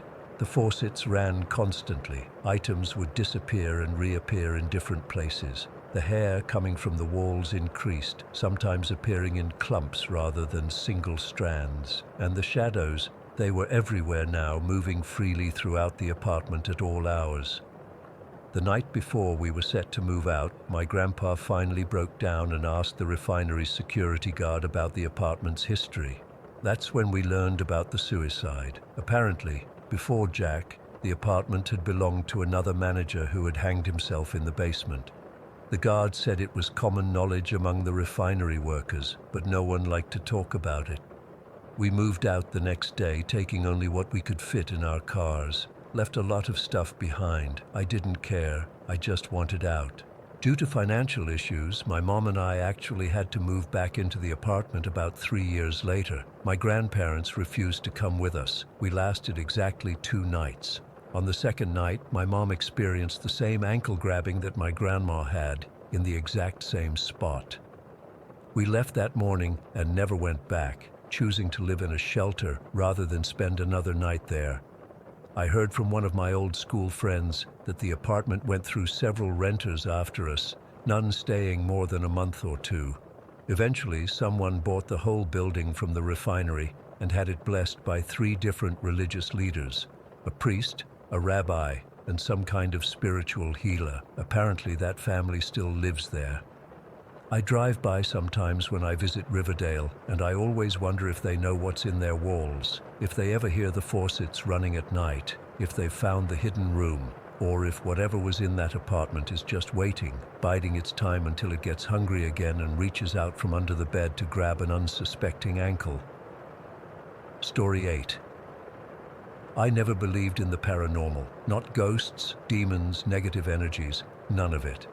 I was the guy who'd roll my eyes when friends talked about their haunted apartments or how they felt presences. That changed after what happened in our apartment at Pine Grove. My fiancée Melissa and I moved in about 2 years ago. It was perfect for us. Affordable 2-bedroom in a decent suburban complex, close enough to both our jobs and plenty of space for us and my cat, Oscar. I'd had Oscar for 5 years by then, and he was the chillest cat you could imagine. When Melissa got pregnant 4 months after we moved in, we were thrilled. The second bedroom would become the nursery, and everything seemed to be falling into place. The weird stuff started so gradually, I can't even pinpoint when it began. Maybe 3 months into Melissa's pregnancy. At first, it was just noises. You know, the kind that make you look up from your phone and say, "Did you hear that?" We'd be watching TV in the living room and hear what sounded like something falling over in the kitchen. Every time I'd go check, expecting to find Oscar had knocked something down, but there'd be nothing. No mess, no displaced items, and usually no Oscar either. We laughed it off. Old building, weird acoustics, whatever. But then the noises got more frequent and specific, like footsteps in our hallway when we were both sitting on the couch. The hallway in our apartment connected all the rooms: bedroom, bathroom, nursery, living room. Nothing special about it, just a standard apartment hallway with beige walls and cheap carpet. Oscar was the first to really react to whatever was happening. He'd always been this super laid-back cat who just lounged around all day, but suddenly he started acting bizarre. He'd tear through that hallway like a bat out of hell, fur puffed up, eyes wide. Sometimes he'd just sit at one end of the hallway, staring at this specific spot about halfway down, and make this low growling sound I'd never heard from him before. "Cats are sensitive," Melissa said. "Maybe he's just picking up on my pregnancy hormones or something." But then we started seeing things too. Just glimpses at first, always in that same spot in the hallway Oscar seemed fixated on. A shadow that shouldn't be there, a dark shape moving when there was nothing to cast it. I'd be walking to the bathroom at night and see something in my peripheral vision, but when I turned to look, it would be gone. Here's the really screwed up part. We kind of just accepted it. We'd mention it casually to each other. Saw that shadow thing again today. But we never really freaked out about it or considered moving. Looking back, that was the first sign something was seriously wrong with us. Who the hell just accepts living with shadow figures? I remember saying to Melissa, "Well, whatever it is, it's not hurting us." And she agreed. We just lived with it. Stupid, right? As Melissa's pregnancy progressed, things at home got worse. but not in the way you'd expect. It wasn't that the shadow sightings increased, though they did, or that Oscar got more agitated. He definitely did. The worst part was what happened between us. We started fighting, not normal couples bickering, but vicious, cutting arguments that would erupt out of nowhere. I'd come home from work and immediately feel irritated by the sound of her voice. She'd snap at me for breathing too loudly. Ridiculous stuff. We'd never been like that before. We were the couple friends would roll their eyes at for being too lovey-dovey. One night, about 7 months into Melissa's pregnancy, we had this explosive fight over something so stupid I can't even remember what it was. Maybe loading the dishwasher. I remember standing in the kitchen looking at her and feeling this wave of hatred, pure hatred, and it terrified me because it didn't feel like me. I didn't recognize myself. I saw the same thing in her eyes, this cold, unfamiliar person staring back at me. In the middle of screaming at each other, Oscar tore through the kitchen like something was chasing him, and we both just stopped. It was like being snapped out of a trance. We looked at each other, and I could see she was as confused as I was. "What are we doing?" she whispered. That night we talked for hours, trying to figure out what was happening to us. We were becoming people we didn't recognize, and it was getting worse every day. We even half-jokingly wondered if the apartment was doing something to us, but we were both still too rational to fully accept that explanation. When Ethan was born, we thought things would get better. New parents, sleepless nights. Sure, but at least we'd have this amazing little person to focus on instead of fighting. God, we were naive. The atmosphere in the apartment got heavier. That's the only way I can describe it. Like the air was thicker, harder to breathe. The shadows in the hallway weren't just glimpses anymore. They were definite shapes that lingered longer. Sometimes I'd swear I saw them moving toward the nursery. Oscar completely lost it. He went from being this sweet cat who used to sleep at our feet to this neurotic, almost malicious creature. He'd yowl outside our bedroom door at 3 in the morning. He'd knock things over while maintaining eye contact with us, like he was deliberately being a jerk. He started peeing outside his litter box, specifically on our things. He'd never done anything like that before. The worst part was how he acted around Ethan. Oscar would sit and stare at the baby monitor screen. Sometimes he'd hiss at it for no reason. If Melissa was nursing Ethan, Oscar would position himself across the room and just watch them with this intensity that made us both uncomfortable. Maybe he's jealous of the baby, friends suggested when we mentioned it. But it felt like something else, something worse.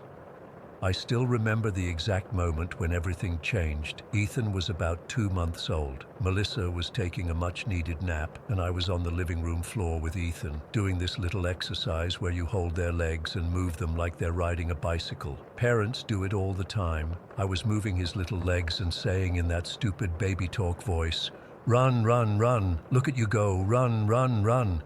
And then I heard it, clear as day, right behind me, a voice that wasn't mine, wasn't Melissa's, repeating, "Run, run, run."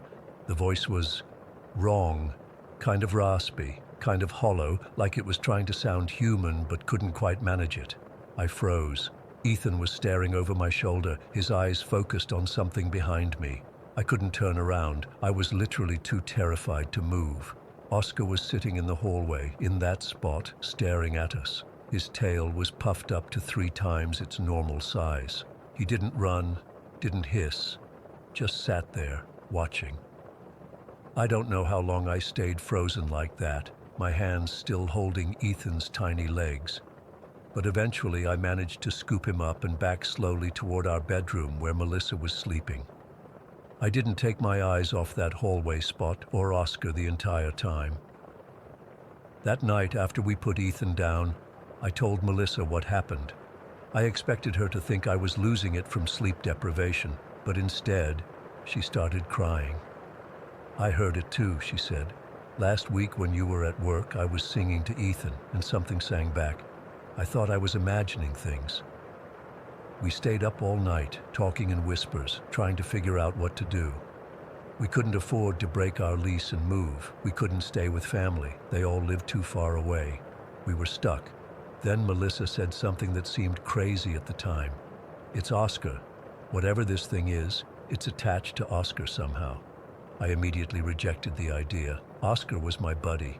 I'd had him for 5 years, long before we moved to Pine Grove. He'd never been associated with anything weird before. But the more we talked about it, the more it made sense. Oscar was always in that hallway spot when strange things happened. His behavior had changed so dramatically. And the timing, the problem started escalating when Oscar began acting different. Even though it broke my heart, the next day I called my cousin who lived across town and asked if she could take Oscar for a while. I made up some story about Ethan being allergic. She agreed, and that same evening I packed up all of Oscar's things and drove him to his new home. I cried the whole way there. 5 years with that cat, and I was giving him away because of what? A feeling, some stupid shadow, and a voice that was probably just my sleep-deprived brain playing tricks on me. I felt like the worst pet owner in the world. I couldn't even explain to Oscar why I was abandoning him. What happened next is why I'm writing this. The change was immediate. I mean literally. The moment I walked back into our apartment without Oscar, the air felt lighter. Melissa noticed it too. She said it was like someone had opened all the windows and let fresh air in. Except nothing had physically changed. That night, we slept better than we had in months. Ethan slept through the night for the first time ever. The next morning, Melissa and I had coffee together and realized we hadn't fought in almost 24 hours. A new record since moving to Pine Grove. Days passed, no shadows in the hallway, no mysterious noises, no inexplicable rage bubbling up between us. It was like we'd been living under some dark cloud that suddenly lifted. We were ourselves again, laughing, loving, enjoying our baby. It's been 3 months now. We still haven't seen any shadows or heard any voices. My cousin reports that Oscar is back to his old self too, calm, affectionate, normal cat behavior. Whatever was in our apartment either left with him or was somehow using him as a conduit. I don't know the right word. I still feel guilty about sending Oscar away, but our home feels safe now. Melissa and I are planning our wedding again after nearly canceling it during those dark months.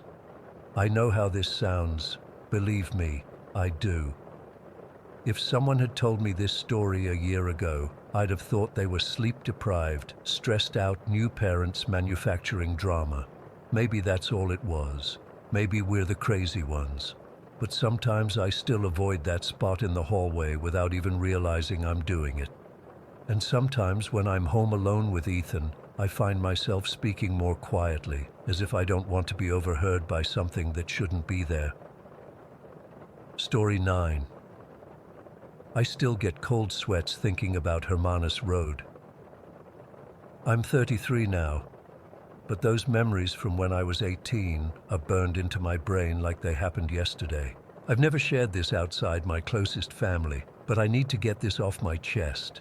I grew up in Deming, New Mexico, a small town where not much happens. After high school graduation, I started dating Maria, who lived out in this rural area you could only get to by driving down this dirt road called Hermanus Road. Man, that road was something else. It wasn't long, maybe 2 football fields in length, but it was notorious for busting tires and shaking vehicles like they were toys. Both sides had these deep ditches that could swallow your car if you weren't careful, especially at night when it was pitch black out there. The first few times I drove down that road to see Maria, it was uneventful. Yeah, my 2000 Nissan Frontier would shake and rattle over the bumps, but nothing I couldn't handle. I'd just grip the steering wheel tighter and power through. The darkness used to make me a bit nervous. No streetlights out there, just my headlights cutting through the blackness with mesquite bushes casting weird shadows. But I got used to it. About a month after graduation, everything changed. It was around 5 in the afternoon, still daylight, and Maria was with me. We were heading to her place when we spotted a car flipped over in the mesquite bushes on the side of the road. We immediately pulled over to help. The driver was this young guy, maybe 20, bleeding from his hand, but otherwise okay considering his car was totally wrecked. "What happened?" I asked while Maria called for help on my cell phone. The guy just looked at me with this dazed expression. "I don't know, man. I was just driving and then..." I lost control. It was like something grabbed the wheel. At the time, I chalked it up to him being in shock, or maybe he'd been drinking. The police came, took our statements, and we went on our way. I didn't think much of it afterward. About a week later, I was driving alone to Maria's place around 6 in the evening. The sun was starting to set, casting this weird orange glow over everything. That's when I saw it, a dead pit bull on the side of the road. Now, roadkill isn't uncommon in rural New Mexico, but this was different. The dog's limbs were arranged in this unnatural position, almost like someone had posed it. Its legs were splayed out in different directions, and its head was turned at an impossible angle. It looked deliberate. I slowed down but didn't stop. Something about the way that dog was positioned made my skin crawl. I remember thinking it was strange that there was no blood around it despite the awkward positioning. I tried to shake off the uneasy feeling as I continued to Maria's house. Later that night, around 11, I was driving back home on the same road. The spot where the dog had been was coming up, and I remember slowing down, curious if it was still there. My headlights swept over the area, and my blood ran cold. The dog was gone, completely gone. No trace it had ever been there, no drag marks, nothing. I told myself maybe coyotes had taken it, or the owner had found it and removed it, but deep down, something felt very wrong. A couple weeks later came the second incident.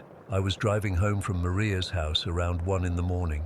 It was a clear night, stars out, quarter moon providing just enough light to see the outline of the landscape. I was about halfway down Hermanus Road when I saw someone standing at the roadside, frantically waving their arms like they needed help. My first instinct was to stop. This was a rural area, and if someone was stranded, they might be in real trouble.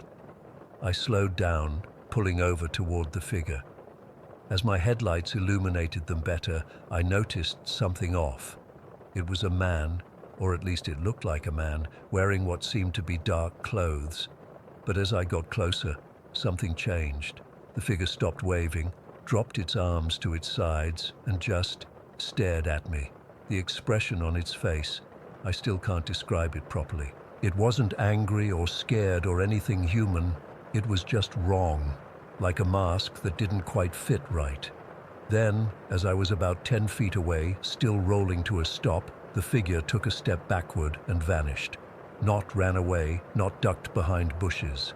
Vanished. 1 second it was there, the next it wasn't. I hit the gas so hard my tires spun gravel. My heart was hammering in my chest all the way home. I tried to rationalize it. Maybe they ducked into the bushes and I just didn't see them. Maybe it was a trick of the light, but I knew what I saw. I didn't tell Maria about this. I didn't tell anyone. Who would believe me? But I started making excuses to leave her place earlier, before it got dark. This went on for about a month.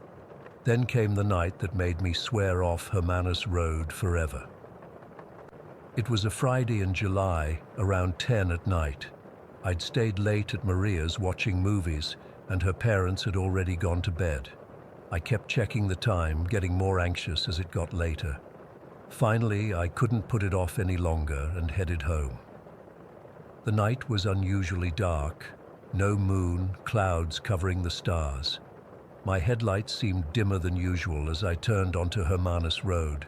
I was driving slow, gripping the steering wheel so tight my knuckles were white, constantly scanning both sides of the road.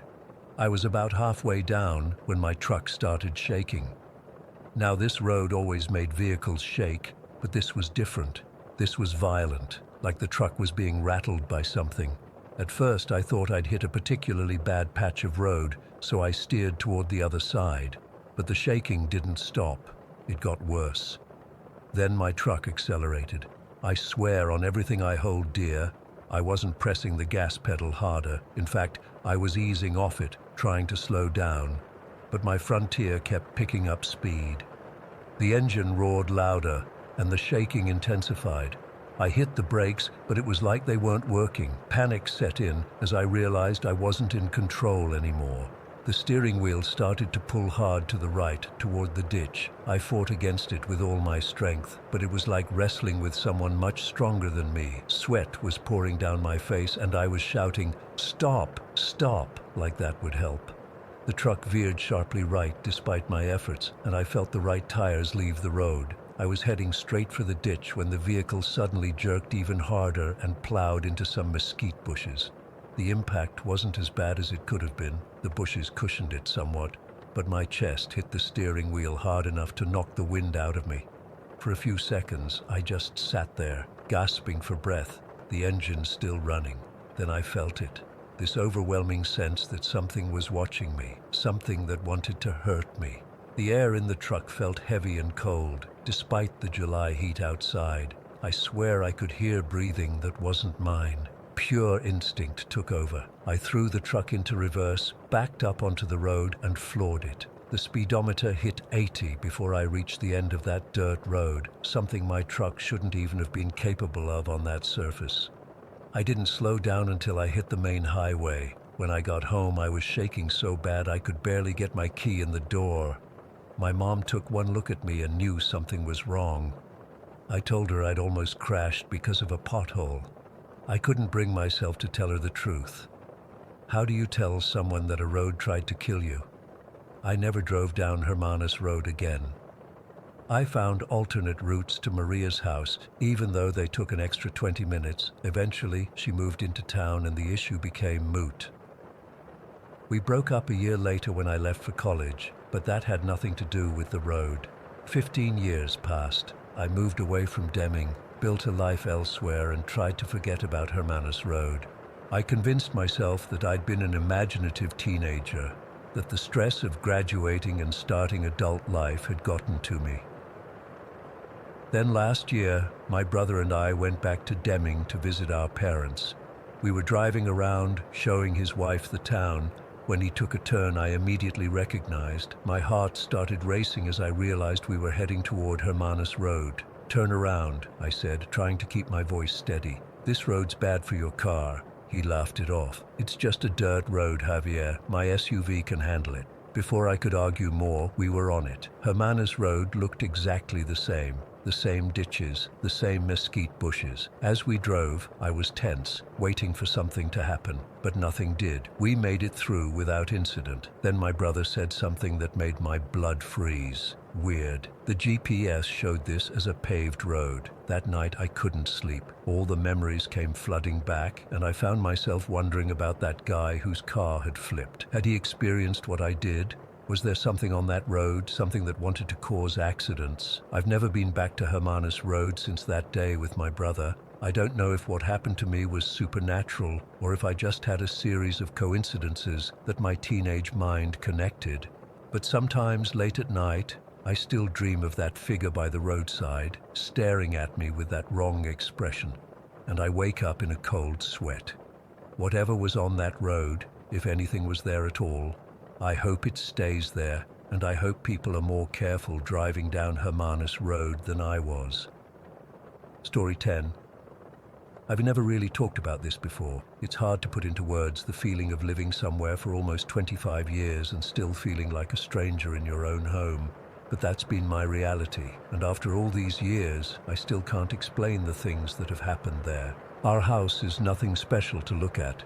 Just a suburban place with a finished basement from the mid-70s and an upper section that's much older.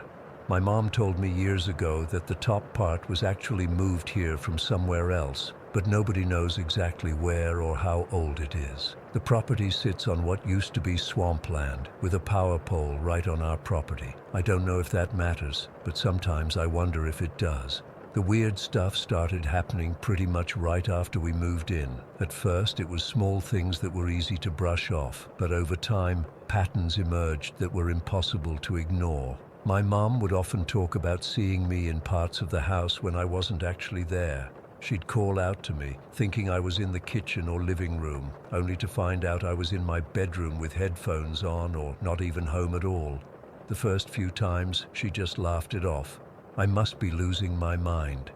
But after the 20th time, it wasn't funny anymore. Charlotte, "I just saw you walk into the kitchen," she'd say, looking confused and a little scared. "I watched you. I saw your blue shirt and everything. But I'd been in the shower the whole time, or at school, or sleeping. I had similar experiences with my stepfather's voice. I'd hear him calling me from downstairs or from the end of the hallway, but when I'd go to check, there'd be nobody there. Sometimes the voice would sound just slightly off, like someone trying to imitate him but not quite getting it right. After a while, I learned not to answer unless I could actually see him first. One night when I was about 16, I remember my stepfather bolting upright in bed. I could hear him from my room and shouting. My mum calmed him down, and the next morning at breakfast, he told us what happened. He'd woken up and seen a man standing in their bedroom doorway, just standing there staring at him. Before my stepfather could do anything, the man said, "I'm not afraid of you," and then simply vanished. Not walked away, vanished. My stepfather wasn't the type to make up stories or get spooked easily. He was a practical guy, worked construction his whole life. Seeing him shaken up like that scared me more than the story itself. Things got worse when my stepfather was diagnosed with cancer. In the months before he died, he started seeing more things. Once, he described two women in long dresses walking through our kitchen. They didn't acknowledge him, just walked through like they were going about their day, then disappeared through the wall. My mom thought it was the medication making him hallucinate, but I wasn't so sure. The night before he went to the hospital for the last time, he was terrified of something in his room. He kept pointing to the corner, saying there was an angry woman there watching him. None of us could see anything, but he was genuinely scared. That was the hardest part. Seeing this tough man who'd never been afraid of anything reduced to trembling at something only he could see. After he passed, the activity in the house seemed to increase. For years, and I mean years, we would all hear the back door open and shut loudly during the night. The sound was unmistakable. Our door had a specific squeak, and the slam was heavy and distinct. Every time, someone would get up to check, expecting to find an intruder, but the door would be locked, exactly as we'd left it before going to bed. The footsteps on the stairs were the worst. They'd start at the bottom and slowly make their way up, one deliberate step at a time. Sometimes they'd stop halfway, other times they'd reach the top landing, and then there would be silence. My mum would send me to check, or I'd send her, neither of us wanting to admit how scared we were. We never found anyone there. Weird thing is, those footsteps stopped completely after I hung a blessed cross on the door at the bottom of the stairs. A friend's grandmother had given it to me after I mentioned the footsteps to her. I wasn't particularly religious, but I was desperate enough to try anything. The footsteps never came back after that, though plenty of other strange things continued. The ghost cat is something I still can't explain. It's a solid black cat with visible green eyes, and multiple people have seen it over the years. Friends, relatives, even repair people who've come to the house. It appears suddenly, walks across a room, and vanishes behind furniture or through walls. Once, I actually reached down to pet it when I saw it rubbing against the couch. My hand passed right through it, and I felt this intense cold that made my fingers ache for hours afterward. The cat didn't react, just continued on its path and disappeared under the TV stand. What's strange is that we've never owned a black cat.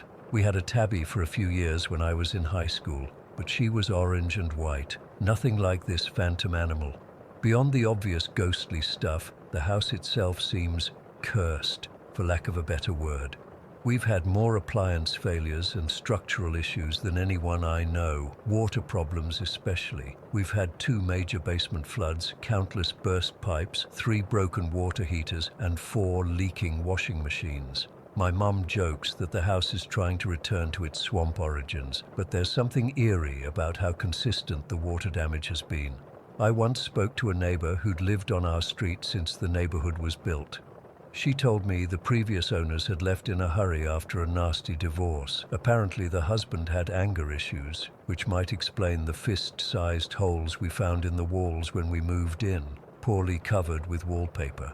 The neighbor also mentioned that no one has ever stayed in our house for very long before us. Every family before ours had moved out within 5 years.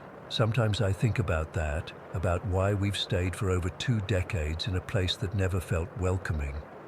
My theory, and I know this sounds crazy, is that there's something in the house that feeds on negativity. During the worst periods of family conflict or stress, the weird occurrences always ramped up. It's like whatever is there gets stronger when we're at our weakest. Last month, I was home alone doing laundry in the basement. I don't like being down there alone, but it was the middle of the day and I needed clean clothes for work. I was loading the dryer when I heard someone call my name from the top of the stairs. It sounded exactly like my mom, but I knew she was at work. "Charlotte," the voice called again, a little more insistent this time. I didn't answer.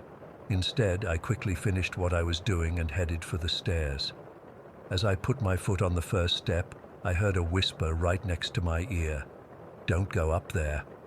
The voice was male, unfamiliar, and sounded genuinely concerned. I froze, my heart pounding so hard I could feel it in my throat. There was nobody there. I was completely alone in the basement, but something told me to listen to that warning. I sat down on the bottom step and called my mom on my cell phone. No answer. I texted her, "Are you home?" She replied almost immediately, "No, at work. Why?" I made up some excuse about hearing a noise, then waited in the basement for another 20 minutes before finally going upstairs. Everything looked normal, but the air felt heavy and wrong somehow. I left the house and didn't come back until my mom was home. I never told her about that incident. How do you explain something like that without sounding crazy? Besides, she's dealt with enough in this house. She's 63 now and talks about selling the place and moving into something smaller. Part of me hopes she does, just so she can get away from whatever lives here with us. The weirdest part is how normal it all seems now. Friends come over and comment on how off the house feels, and I just shrug. This has been my reality for 25 years. The unexplained noises, the glimpses of people who aren't there, the feeling of being watched. It's all just background noise to me now, but I still sleep with my bedroom door locked. I still avoid the basement at night, and I still never ever answer when I hear someone call my name, unless I can see their lips moving. Last week I was in the kitchen making dinner when I saw something out of the corner of my eye. A woman in an old-fashioned dress standing by the refrigerator. When I turned to look directly at her, she was gone. But for that split second, she looked as real and solid as any living person. That same night, I woke up around 3 in the morning to the sound of the back door opening and closing. Old habits die hard. I got up to check, knowing full well I'd find the door locked and undisturbed. But this time, it was standing wide open, the cool night air flowing into the kitchen. I closed it, locked it, and checked all the windows. Everything was secure. As I headed back to my room, I heard a soft laugh coming from the dark corner of the living room. Not threatening, just amused, like whatever was there was enjoying a private joke at my expense. I don't know what's happening in this house. I don't know if it's haunted in the traditional sense, or if there's something about the land it's built on, or if there's some scientific explanation for all of it. All I know is that after 25 years, this place still doesn't feel like home. And sometimes in the quiet moments when I'm alone, I get the distinct impression that it never wanted me here in the first place. Story 11. I've never been the type to believe in ghosts. Sure, I've watched horror movies and enjoyed a good spooky story around a campfire, but I always chalked it up to overactive imaginations or people trying to explain away normal house sounds. That was until 6 months ago when I moved into the lower unit of a converted Victorian duplex in the historic district downtown. The first time I toured the place, I fell in love. High ceilings, crown molding that you just don't see anymore. Those gorgeous bay windows that let in perfect reading light. The landlord, Mike, seemed decent enough, an older guy who'd inherited the property from his parents and clearly took some pride in maintaining its historic character. He pointed out all the original features, the hand-carved wood trim around the doorways, the antique glass doorknobs, the mostly original hardwood floors. I did notice some dark stains on the floor. one large patch in the living room near the window and another in the dining room. When I asked about them, Mike just shrugged and said, "Old house things. These floors are over 100 years old. No telling what's happened on them." I didn't think much of it at the time. I was too busy imagining where my furniture would go and how I'd finally have enough space for a proper home office. Moving day went smoothly enough. My parents helped me haul in the bigger pieces, and by that evening, I was alone in my new place, exhausted but excited. I remember making myself a celebratory grilled cheese in the kitchen and feeling not quite right. It wasn't anything I could put my finger on, just this nagging sensation that I wasn't alone. I kept looking over my shoulder while I stood at the stove.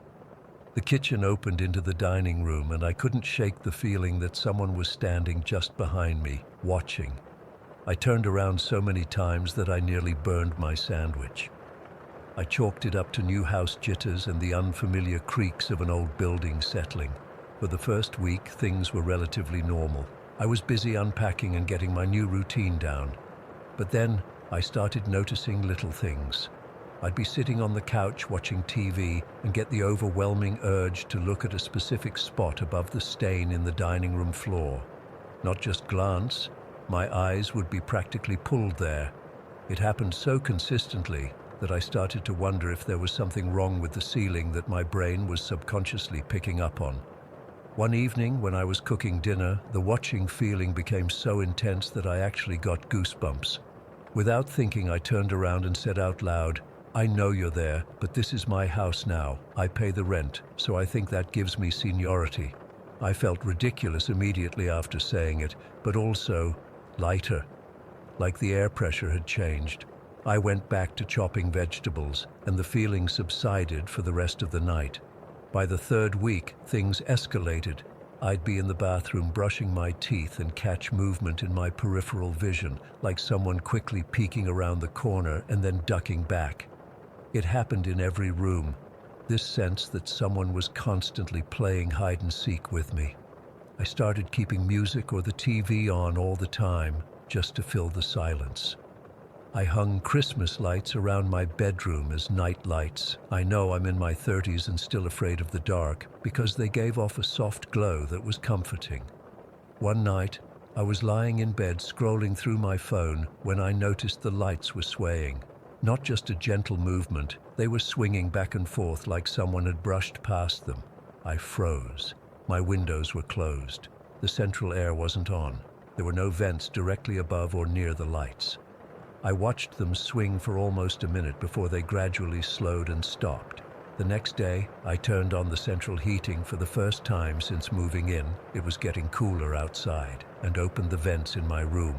When the air kicked on, I watched my Christmas lights carefully. They barely moved, just the slightest tremble from the airflow, nothing like the swinging from the night before.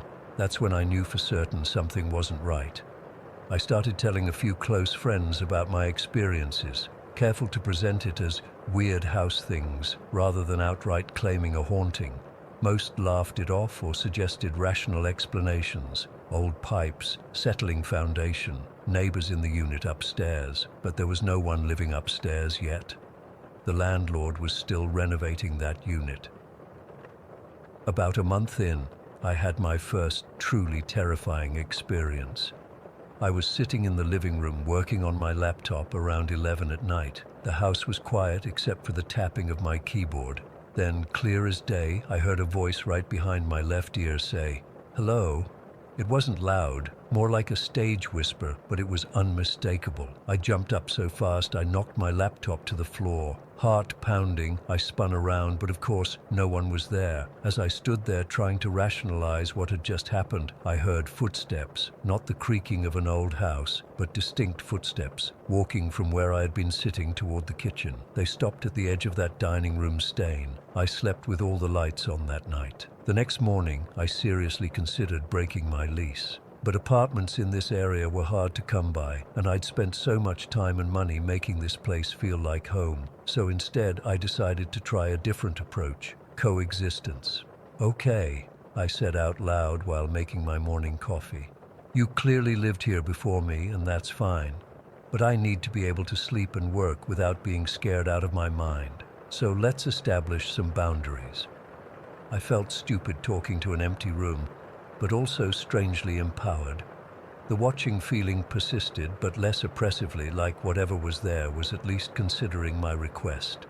My friend Jamie came over for wine and a movie that weekend. We were about halfway through when the hula hoop I had hanging on a wall hook, for exercise I rarely did, suddenly jumped off the wall and landed in the middle of the floor. Not fell, jumped, as if someone had lifted it up and off the hook, then tossed it forward. Jamie saw it too. We both sat there, wine glasses frozen halfway to our mouths. "What the actual fuck was that?" Jamie whispered. "That's what I've been trying to tell you about," I said. "Weird stuff happens here." After Jamie left, earlier than planned, claiming a headache, I sat in the dining room and found myself staring at that stain again. For the first time, I had a distinct impression of who might be haunting me. I can't explain how I knew. It wasn't like I saw a ghost or had a vision, but I suddenly felt certain it was a young girl, maybe 11 or 12, with blonde hair in a sailor-style dress, and she was afraid, not trying to scare me, but acting out of her own fear. A couple weeks later, I hosted a small dinner party. 4 friends, nothing fancy. We were all sitting around the dining table when the light fixture above us, a vintage glass bowl that had been there since I moved in, detached from the ceiling mount and fell. By some miracle, it landed directly in the sink instead of shattering on the counter or floor. We all heard the mounting screws hit the hardwood a second later. My friend Mark, who's a contractor, examined the ceiling and said there was no way those screws could have unscrewed themselves. They'd been forcefully pulled out. That night was the turning point for me. After everyone left, I sat in the dining room and spoke directly to what I now fully believed was a ghost. "I know you're scared," I said. "I don't know what happened to you here, but I'm not going to hurt you. This is your home too. But you can't keep scaring me and my friends."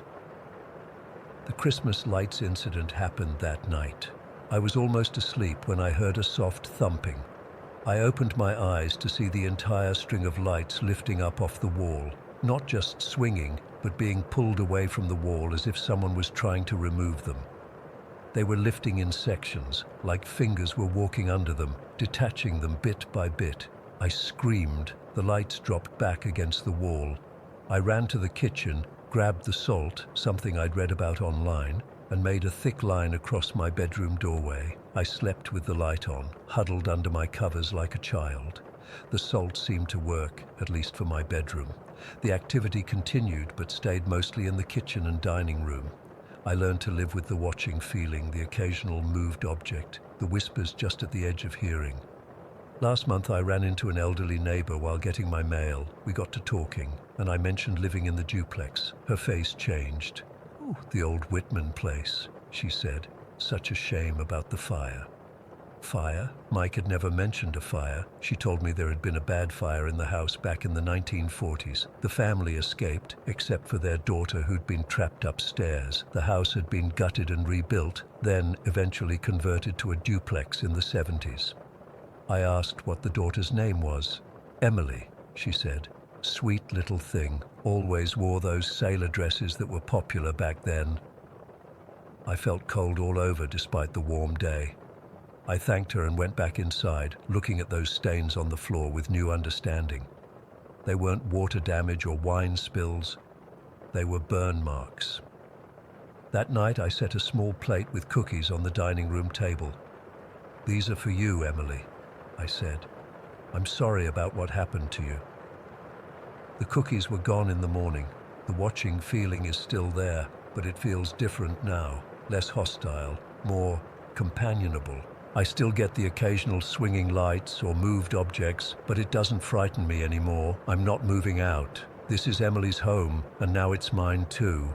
We've come to an understanding, this ghost girl and I. And if you'd told me 6 months ago that I'd be sharing my apartment with a spirit, I would have laughed in your face. I don't laugh about it anymore. I'm a believer now.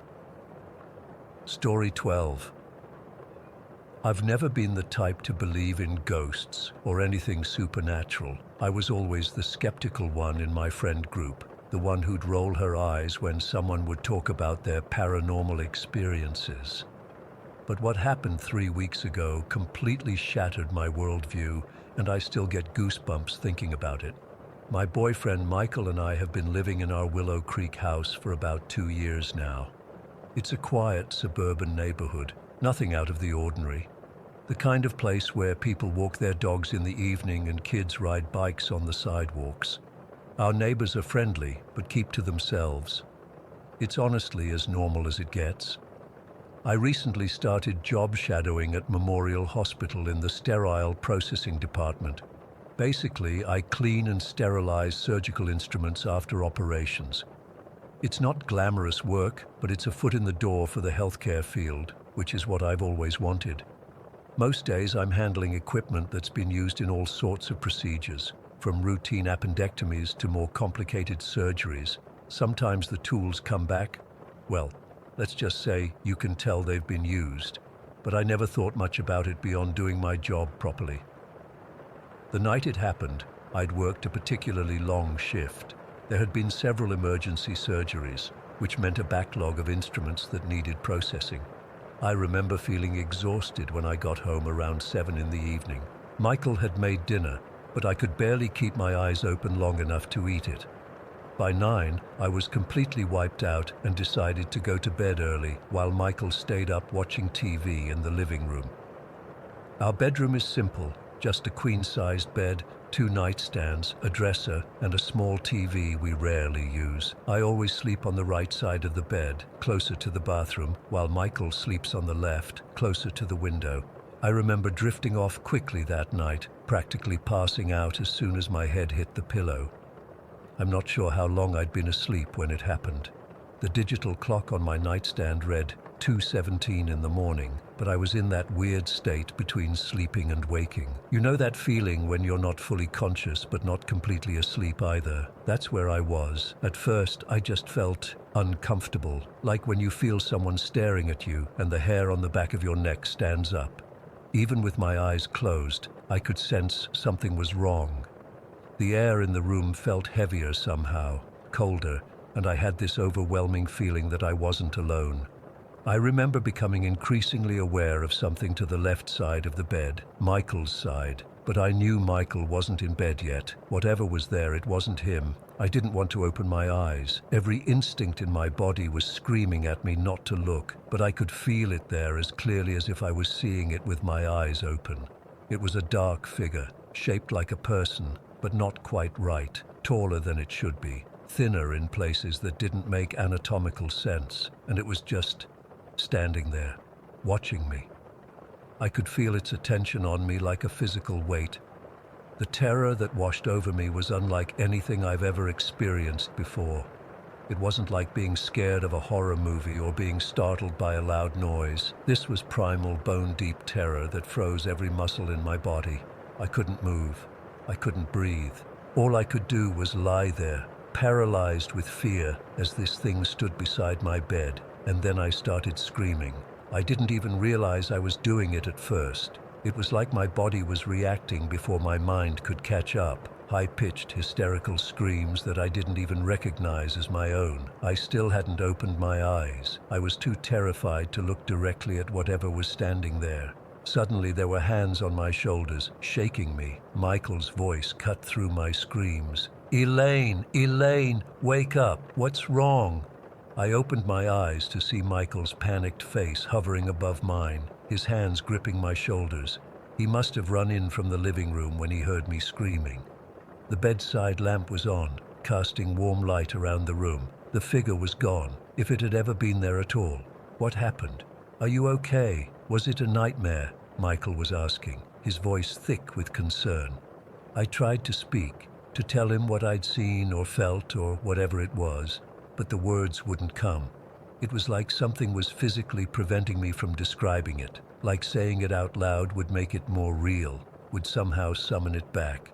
All I could do was shake my head and cry. "Can we switch sides of the bed?" I finally managed to whisper, my voice hoarse from screaming. "Please, can we just switch sides?" Michael looked confused but didn't argue. He helped me move to the other side of the bed, his side, away from where I'd sensed the presence. I pulled the blankets up over my head like a child, knowing it was ridiculous but unable to stop myself. Even with Michael's arm around me, I couldn't shake the feeling that whatever had been there was still somehow present, just waiting for another opportunity. I didn't sleep for the rest of the night. Every creak of the house, every shadow on the wall sent fresh waves of panic through me. Michael eventually fell back asleep, his breathing deep and even beside me, but I stayed wide awake until dawn, analyzing what had happened over and over again. What frightened me most was how different this felt from a normal nightmare. When you have a nightmare, no matter how terrifying, there's usually a sense of relief when you wake up. The fear fades quickly as reality reasserts itself. But this fear didn't fade. Hours later, I was still trembling, still convinced that what I'd experienced wasn't just a dream. By morning, I was exhausted and on edge. Michael tried to get me to talk about it, but I still couldn't bring myself to describe what had happened. Instead, I called in sick to work and spent the day trying to distract myself with chores and TV shows, but the feeling of being watched never fully went away. That afternoon, I did something I never thought I would do. I drove to a small metaphysical shop in the next town over and bought a bundle of cedar and some sage. The woman at the counter must have seen the fear in my eyes because she didn't ask questions, just gently explained how to use them for cleansing. When I got home, I waited until Michael left for the gym before I started. I felt ridiculous, but the fear outweighed my embarrassment. I lit the cedar and walked through every room of our house, letting the smoke drift into corners and closets. I opened all the windows, even though it was chilly outside, and verbally commanded any negative energy or entities to leave our home. "You are not welcome here," I said aloud, my voice shaking. "This is my space, and you need to go." I paid special attention to our bedroom, particularly the left side of the bed where I'd sensed the presence. I waved the smoking bundle around the area, repeating my command for it to leave. By the time Michael got home, the house smelled strongly of cedar, but I'd closed the windows and put away the evidence of my impromptu cleansing ritual. That night, I insisted on leaving a small lamp on in the corner of the bedroom. Michael didn't protest, just kissed my forehead and held me until he fell asleep. I still stayed on his side of the bed, still unable to face whatever might be waiting on my usual side. Nothing happened that night, but I barely slept anyway, jerking awake at every small noise. The next day at work, I couldn't stop thinking about the surgical tools I was cleaning. Where had they been? Whose bodies had they cut into? Had anyone died during the procedures these instruments were used for? The thought that kept circling in my mind was disturbing. What if something, or someone, had followed me home? I know it sounds crazy. Believe me, I know. But the timing is hard to ignore. I'd been working in sterile processing for just 2 weeks when this happened. Before that, our house had always felt safe, normal. What if handling those tools that had been inside people who may have died, created some kind of connection? What if someone's spirit had somehow attached itself to me and followed me home? It's been 3 weeks now, and I still can't sleep on my side of the bed. I still can't sleep without a light on. I still can't sleep if Michael isn't in the room. The fear has dulled somewhat, but it hasn't gone away. Sometimes I wake up in the middle of the night with that same feeling of being watched, but nothing as intense as that first night has happened again. I haven't told anyone about this except for posting it here. Everyone would think I'm losing my mind. Maybe I am. Maybe it was just a particularly vivid nightmare or some kind of sleep paralysis. But deep down, I know it was something more. Whatever stood beside my bed that night was real. I didn't see it with my eyes, but I felt it with every fiber of my being. And sometimes, when I'm alone in the house, I still feel it. Watching, waiting, and I don't know what it wants from me or why it chose me, but I'm terrified it's going to come back. And next time, I might not just sense it. Next time, I might actually see it. Story 13. I've been carrying this around for months now, and I honestly don't know who to talk to about it. My fiancé, well, wife now, thinks I'm just processing grief in a weird way, but I know what I experienced. I just need to get this off my chest because it's been eating at me. My best friend Nolan died of an overdose back in 2020. We'd been friends since middle school, did everything together. He was the guy who'd show up at your house at 3 in the morning if you needed him. No questions asked. He struggled with addiction for years, and we all tried to help, but you know how it goes. He'd get clean for a while, then slip back. The last time was the one that took him. When I proposed to my fiancée Amy last year, the first thing that hit me was that Nolan wouldn't be standing next to me at the wedding. It felt wrong planning everything without him. He should have been my best man. We'd always talked about it. Even when we were drunk in college, he'd slur about giving some embarrassing speech at my wedding someday. Amy and I set our date for September 12th, 2024. During the planning, I made a decision that some people thought was weird. I kept a spot open in my wedding party for Nolan, 5 groomsmen plus an empty spot. I even bought a gift for him like I did for all the other guys, this vintage flask with his initials that he would have loved. I planned to give it to his dad after the wedding. About 4 months before the wedding, we moved to a new apartment closer to Amy's work. Our cat, Cooper, needed to get updated shots, and our old vet was now too far away. Amy found this place with good reviews just 10 minutes from us. Nothing weird about that, right? When I took Cooper in for his checkup, I was filling out the paperwork and mentioned to the receptionist that we were new to the area. She asked how I'd heard about them, and I said my fiancé found them online. Then she said, "Oh wait, are you related to the Harrises? We had a Harris family as patients for years." I got this weird feeling in my stomach and said, "No, but my best friend was Nolan Harris." The receptionist's face lit up. "Oh, the Harrises used to bring their dog here all the time when Nolan was a kid. Such a nice family." I couldn't believe it. Out of all the vets in the city, we'd randomly picked the one Nolan's family used 20 years ago. I told Amy about it that night, and she got goosebumps. The coincidence was crazy enough, but then she said, "You know what's even weirder? Nolan's childhood dog was named Cooper, too." I hadn't known that. Nolan had mentioned having a dog growing up, but I never knew its name. Amy had met Nolan's parents at the funeral, and apparently Mrs. Harris had mentioned their old dog while they were talking about our cat. I brushed it off as just one of those weird coincidences, but then things got stranger. About 2 weeks later, I got a call from Nolan's dad, Mr. Harris. He sounded rattled. He asked if I'd been in touch with the vet recently. I told him about taking Cooper there, and he got quiet for a second.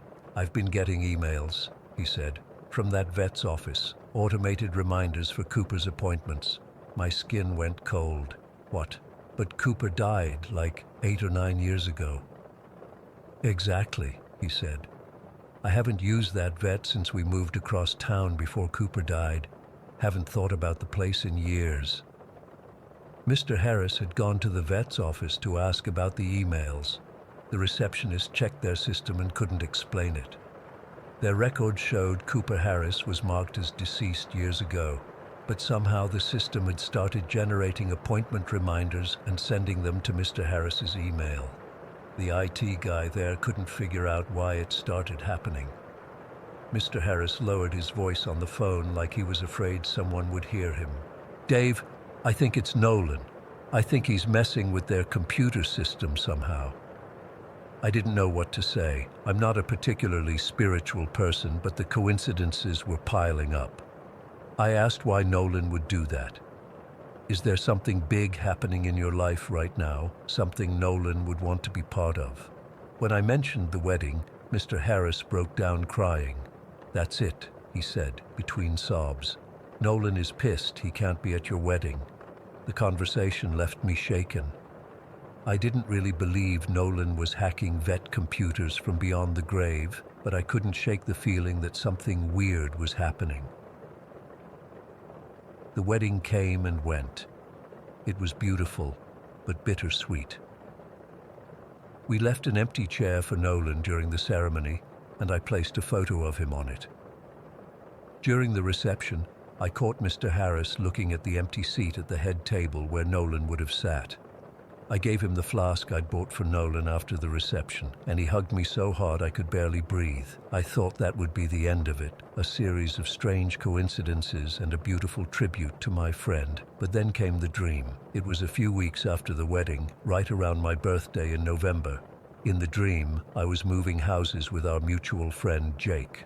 We were carrying boxes from a house that didn't look familiar, loading them into Jake's truck.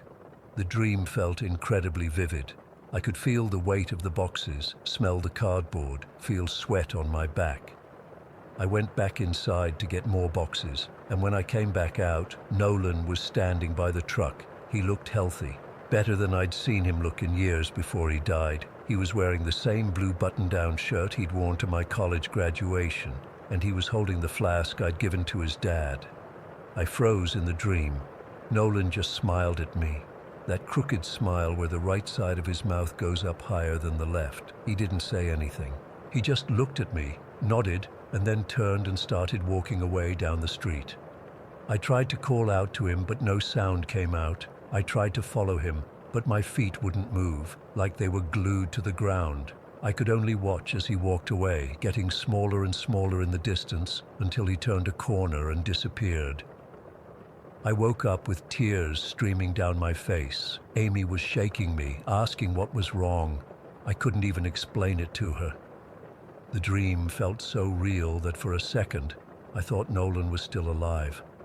The crushing realization that he wasn't hit me all over again. I've had vivid dreams before. I know what they're like, but this was different. It didn't feel like my subconscious piecing together random images. It felt like Nolan actually visited me. The next day, I called Mr. Harris to tell him about the dream. Before I could even get to it, he said the emails from the vet had stopped coming. The last one had arrived on the morning of my birthday, and then nothing. When I told him about the dream, he got quiet. Then he said, he came to thank you for saving his place at the wedding, and now he's at peace. I'm not sure what to believe.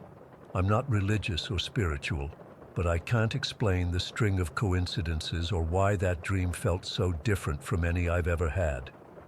The part that gets me the most is that I never told Nolan's dad about the flask. I gave it to him in a wrapped box at the reception, and he opened it later at home. How could Dream Nolan have been holding it? Sometimes I wonder if grief can make us see patterns that aren't really there. Maybe my subconscious picked up on Mr. Harris opening the gift, even though I didn't consciously notice. Maybe the vet's computer system had a glitch that just happened to fix itself on my birthday. But there's a part of me that believes, really believes, that Nolan found a way to let us know he was there, that he appreciated having a place at the wedding, even if he couldn't physically be there. I still have the dream sometimes. Not exactly the same, but similar. Nolan is always walking away, and I can never follow. But I don't wake up crying anymore. Instead, I wake up feeling like he's okay, wherever he is.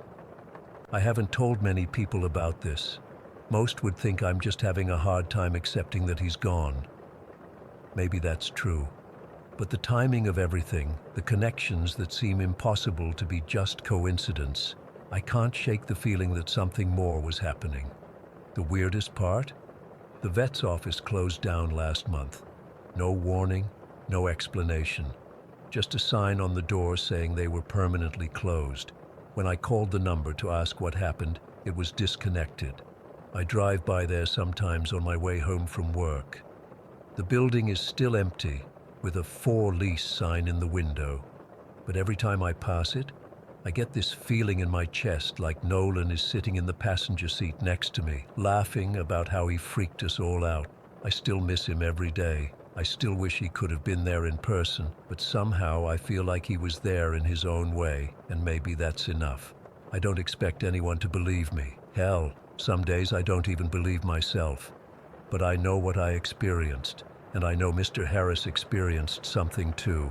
Sometimes the world is stranger than we want to admit, and sometimes the connections between people don't break just because one of them is gone. I just needed to get this off my chest. Thanks for reading. If anyone else has experienced something similar with someone they've lost, I'd like to hear about it. Makes me feel less crazy knowing I'm not alone in this. Story 14. I've always considered myself a logical person. Science, facts, rational explanations. That's my comfort zone. I'm the guy who rolls his eyes at ghost stories around the campfire, or at least I used to be. This happened last summer during a camping trip to Gifford-Pinchot National Forest in Washington. My buddy Jake and I had been planning this trip for months. We're both avid hikers and photographers, and the Lewis River area is known for its stunning waterfalls. Lower Lewis Falls was our main target, this gorgeous 60-foot cascade that photographers go nuts for. We arrived on a Friday afternoon in early July, set up camp about 100 yards from the falls, but far enough away that we wouldn't be constantly soaked by mist. It was a perfect spot, close enough to hear the falls, but not so close that we'd be drowned out by the noise. The weather was amazing, not too hot, clear skies. We spent the day hiking and taking photos, had some beers by the fire, typical camping stuff. Around 11 that night, Jake crashed in his tent while I decided to sleep in my hammock. I love sleeping outdoors when the weather's good, and that night was perfect. The hammock was strung between two sturdy pines, giving me a partial view of the night sky through the canopy. The forest was doing its usual nighttime thing, occasional rustling in the underbrush, distant owl hoots, nothing unusual. The waterfall created this constant white noise backdrop. At first, it was just the normal thundering sound of water hitting rocks, echoing through the trees. I remember lying there, hands behind my head, just listening to it. Something about waterfalls is so hypnotic, you know? All that water, constantly flowing, never the same moment twice. I must have been lying there for about 20 minutes, getting drowsy, when I noticed something weird about the sound. It's hard to explain, but the rhythm of the falls started to change. Not the actual waterfall itself, but how the sound was bouncing back to me. It started subtly. The constant roar began developing these little patterns, like the water was hitting different surfaces in a sequence rather than randomly. At first, I thought it was just my brain trying to find patterns in random noise. You know how your mind does that sometimes when you're falling asleep, but then it got more distinct. The patterns became more organized, almost like a pulse. And then, this is where it gets really weird, the sound started transforming. The rushing water noise began to sound like frogs chirping, not just one or two frogs, but hundreds, all chirping in this weird, synchronized way. I sat up in my hammock, fully awake now. I thought maybe there actually were frogs by the water's edge that I hadn't noticed before, but this sound was coming from the direction of the falls, not from the shoreline where frogs would typically be. As I listened, the chirping morphed again. Now it sounded like drumming, steady, rhythmic beats that seemed to be coming from inside the waterfall itself. I'm not kidding. It was like someone had a drum circle going behind the curtain of water. My heart was starting to race a bit, but I still thought there must be some natural explanation. Then the drumming changed into what I can only describe as chanting, low at first, like a group of people humming together, then gradually getting louder and more complex. The voices, and I'm calling them voices even though I know that sounds crazy, started overlapping, creating this eerie harmony that made the hair on my arms stand up. I was completely freaked out at this point. I even called out hello, thinking maybe there were actual people somewhere nearby, but my voice just disappeared into the night. No response except the chanting, which was getting faster and more intense, and then it turned into wailing. That's the only word I can use to describe it. High-pitched, desperate sounds that rose and fell like people in agony. Some sounded like women, some like men, some like... I don't even know. The screaming got so intense that I jumped out of my hammock and stood there, heart pounding, trying to figure out what the hell was happening. I debated waking Jake up, but didn't want to look like I was losing my mind. Instead, I grabbed my flashlight and walked a few steps toward the falls, thinking maybe there was some explanation I could discover. But as soon as I moved away from my campsite, the sounds faded back to normal waterfall noise. Just rushing water, nothing more. I stood there for a good 5 minutes, shining my light around, seeing nothing unusual. When I returned to my hammock, the regular waterfall sound continued for a few minutes, and then gradually, the whole cycle started again. Patterns forming, frog sounds, drumming, chanting, wailing. This time I recorded it on my phone, but when I played it back later, all you could hear was normal waterfall sounds. Whatever this was, it wasn't getting picked up by my microphone. After the third cycle, I gave up on the hammock and crawled into my tent.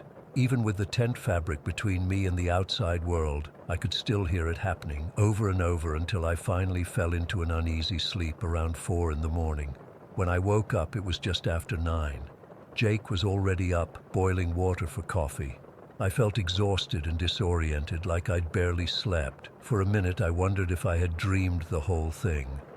"Sleep okay?" Jake asked, handing me a cup of instant coffee.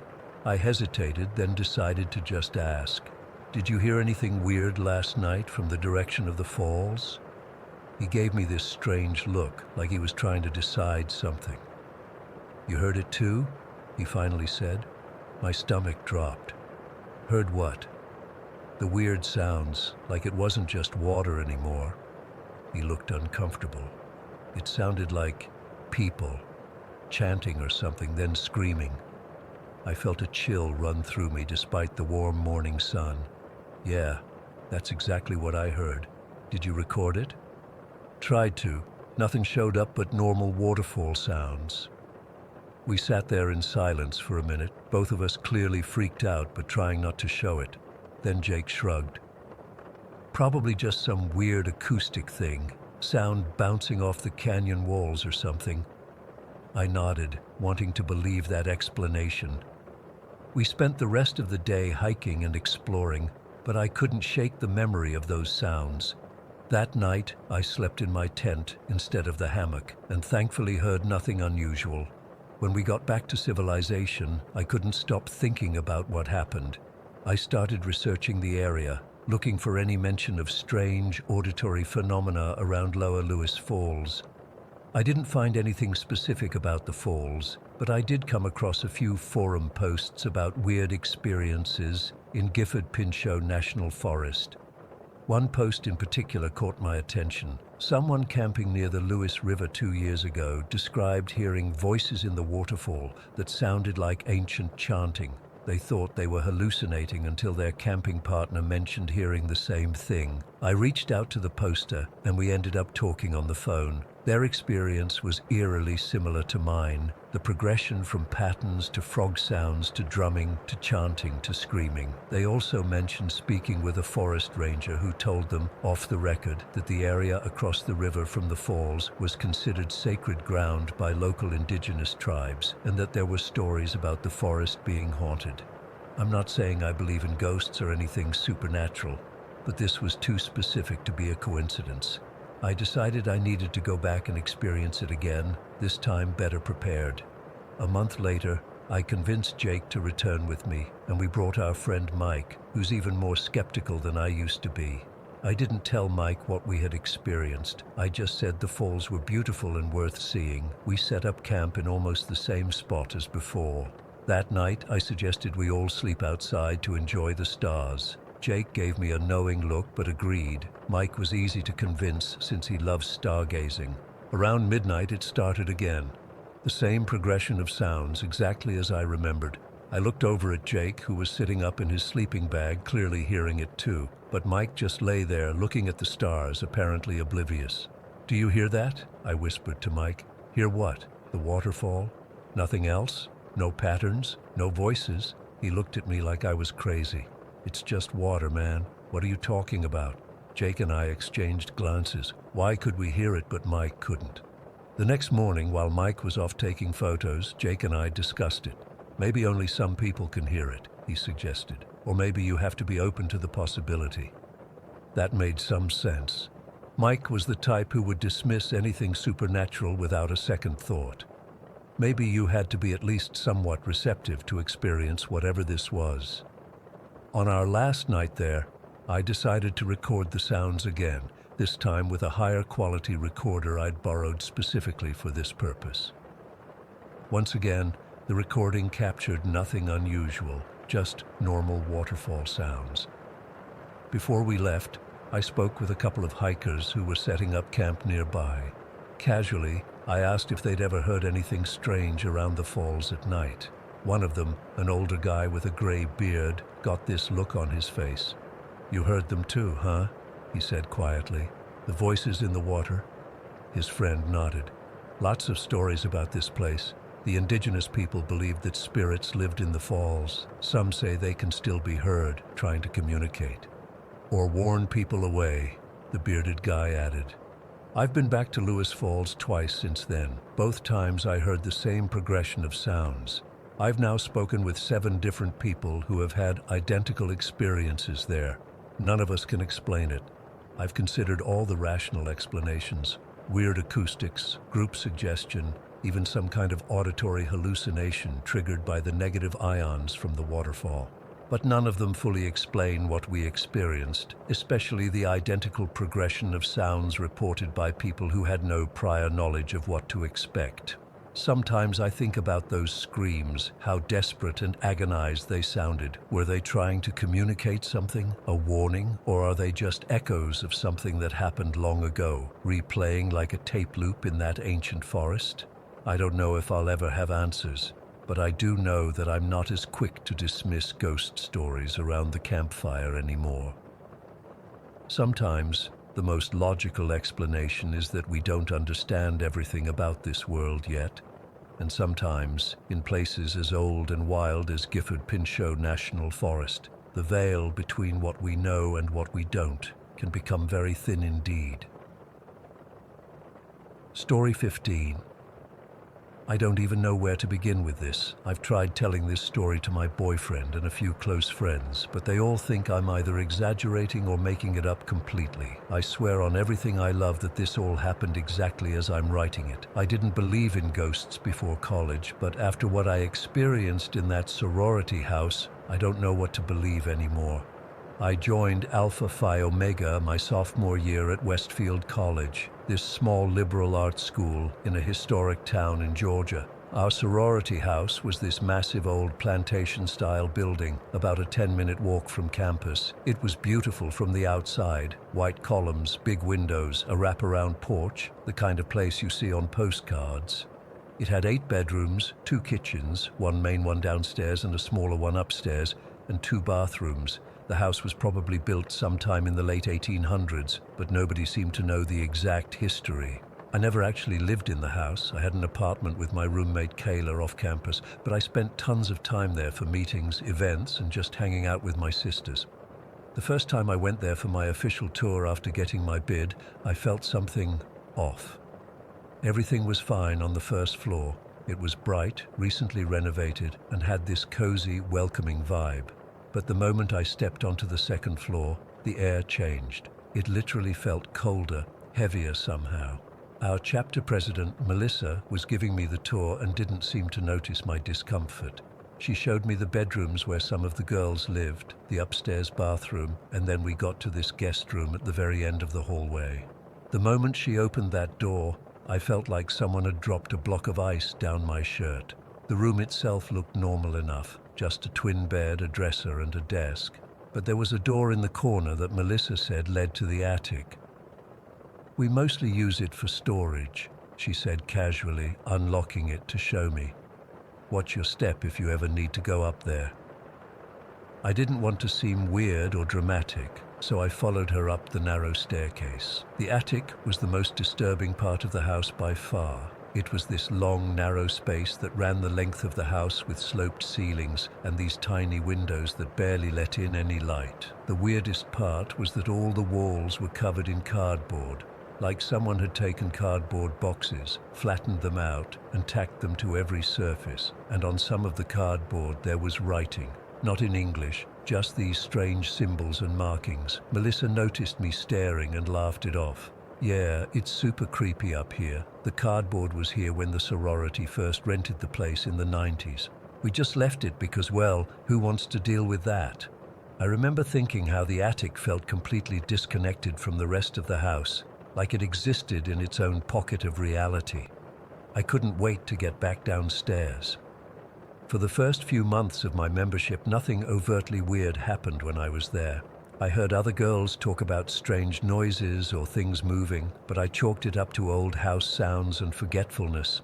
That changed during the summer after my junior year. Most of the sisters had gone home for summer break, but I had an internship in town, so I was around.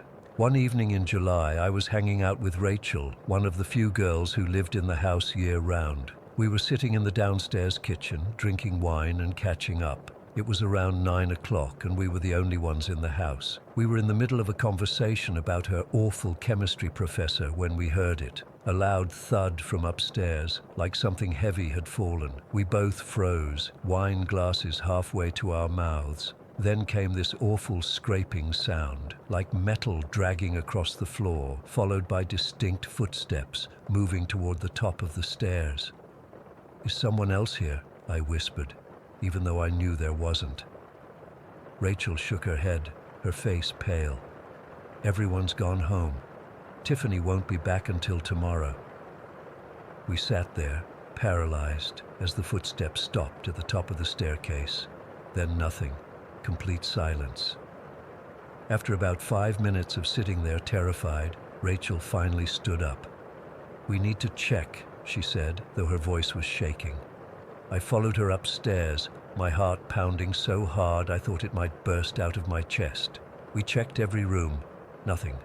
No signs of an intruder, no windows open, nothing out of place, until we got to the upstairs kitchen. 2 metal baking sheets that had been stored in a cupboard were now scattered across the floor, a good 10 feet from where they should have been. It looked like they'd been thrown rather than fallen. We both insisted we'd stay at my apartment that night. The worst experience happened during a sorority sleepover a few months later. About 15 of us were staying over, but because there weren't enough beds, some of us had to double up or sleep on couches. Somehow I got stuck with the guest room, the one at the end of the hall near the attic door. No one ever wanted to sleep in there, and now I understood why. I tried to be brave about it. I set up my sleeping bag on the bed, plugged in my phone, and tried to focus on texting my boyfriend instead of the creepy attic door a few feet away. Around midnight, most of the girls had gone to bed, and the house was quiet, except for muffled laughter from a few rooms down. I finally dozed off around 1 in the morning, but I woke up suddenly around 3. At first, I wasn't sure what had woken me, but then I felt it. Something was pulling at my sleeping bag from the foot of the bed, not a gentle tug, but a steady, deliberate pull. I kicked my feet and sat up, switching on my phone flashlight. There was nobody there, but my sleeping bag was definitely half off the bed. I told myself it was just my imagination, that I'd kicked it off myself. I pulled it back up and tried to go back to sleep, but I was too freaked out. I lay there, wide awake, staring at the ceiling and listening to the old house creaking. That's when I heard the footsteps in the attic. Heavy, deliberate steps moving back and forth directly above me. I froze, not even breathing. The steps continued for about a minute, then stopped. There was silence for maybe 10 seconds, and then I heard footsteps on the attic stairs, the ones right behind the door in my room. I was completely paralyzed with fear as the footsteps reached the bottom of the attic stairs. Then I watched in absolute horror as the doorknob to the attic began to turn slowly. The door itself started shaking violently, like someone was trying to force it open. Thank God one of the girls had put the chain lock on it earlier that evening, just in case. I wanted to scream, but no sound would come out. The door rattled for what felt like an eternity, but was probably only 20 or 30 seconds. Then it stopped abruptly, and I heard the footsteps going back up the stairs. I spent the rest of the night sitting up in bed with all the lights on, too terrified to move. When dawn finally came, I practically ran downstairs to find some of the other girls already in the kitchen making coffee. One of them, Amber, looked as bad as I felt. "Bad night?" I asked her. She nodded, looking down at her coffee. I had this horrible nightmare about a man trying to get me to come up to the attic. He kept saying there was something he needed to show me, but his eyes were wrong. They were completely black, and I knew if I went with him, I'd never come back. I didn't tell her about what happened to me until later that day. I couldn't bring myself to talk about it while we were still in the house. After that night, I learned that our sorority actually kept a journal of weird stuff that happened in the house, dating back to when they first moved in during the early 90s. It was hidden in the chapter room bookshelf, and most new members weren't told about it until they'd experienced something themselves. The journal was filled with accounts from sisters over the years, some terrifying, some just odd. One girl wrote about seeing a woman's figure in the bathroom mirror standing behind her, who vanished when she turned around. Several entries mentioned hearing conversations or laughter when no one else was home. Items would disappear and reappear in strange places. One girl found her hairbrush on the attic stairs, even though she'd never been up there. Lights would turn on and off by themselves. Doors would open and close. Multiple girls reported waking up feeling like someone was sitting on the edge of their bed. One particularly disturbing entry described how a girl came downstairs one morning to find all the kitchen furniture rearranged and every drawer and cabinet opened, despite the fact that everyone else had been asleep. After reading that journal, I tried to avoid spending the night at the house whenever possible. But during the day, it usually felt normal enough, just an old house with creaky floors and drafty windows, until something would happen that couldn't be explained away so easily. The summer before my senior year, I was helping our new chapter president, Zoe, organize some paperwork in the house. We were alone, working at the dining room table, when we both heard what sounded like a woman humming coming from the kitchen. We looked at each other, then got up to check. The kitchen was empty, but the faucet was running at full blast. Neither of us had turned it on. That was the last straw for Zoe. She called an emergency meeting of the executive board, and they decided to look for a new house. It wasn't just the paranormal stuff. The place needed expensive repairs and the rent was getting too high. But I think the decades of unexplained incidents had worn everyone down. After approximately 25 years in that house, Alpha Phi Omega moved to a newer, smaller property closer to campus. I graduated before the move was complete, but I heard from younger sisters that the new place feels completely different, brighter, happier, and most importantly, not haunted. I've tried researching the history of our old house, hoping to find some explanation for what we all experienced there.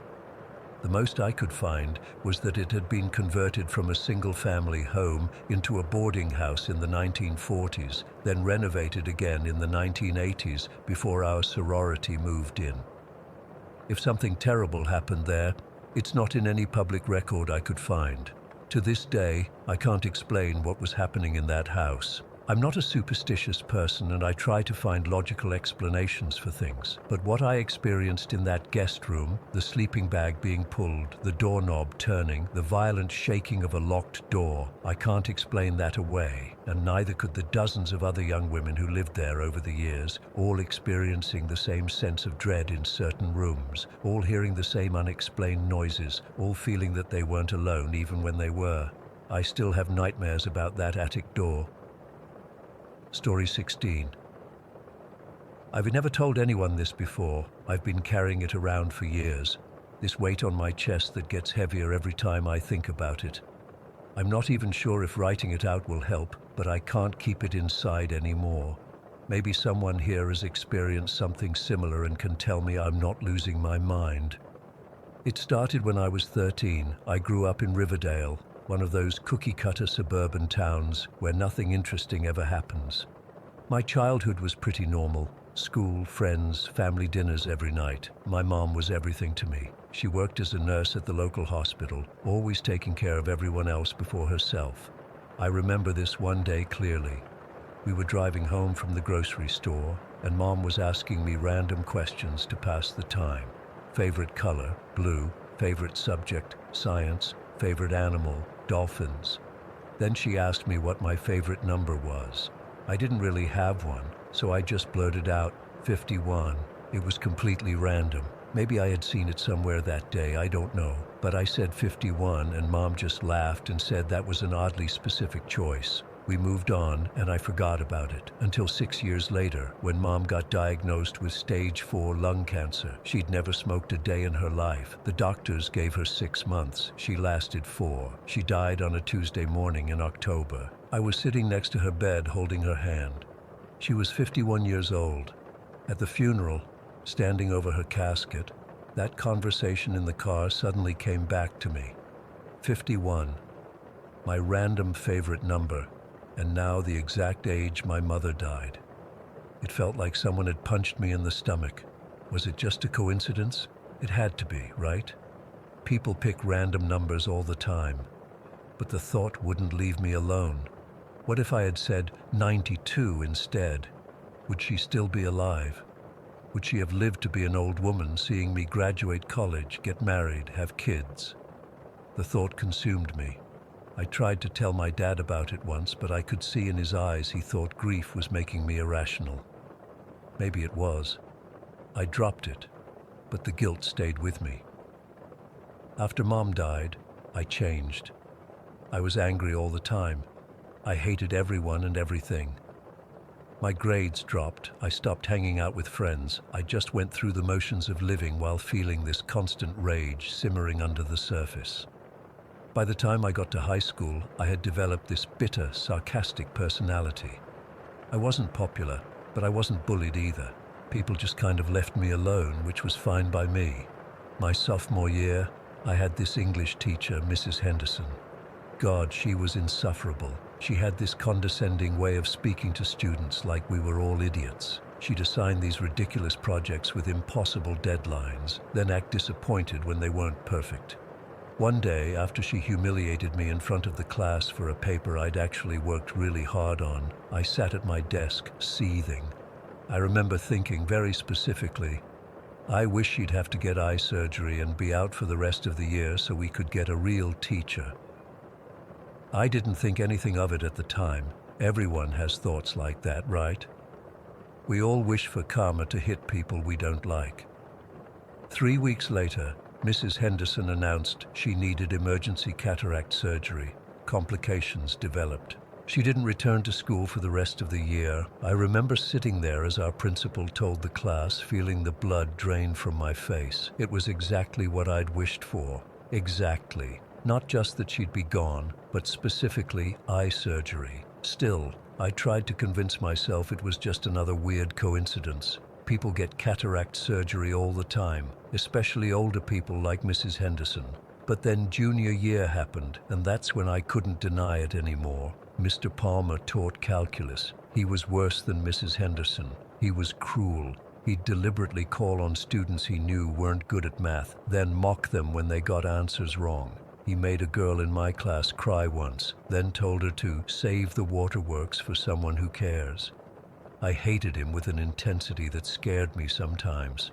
After a particularly horrible class where he'd spent the entire hour belittling everyone, I walked to my car in the school parking lot, shaking with anger. The thought came clear as day.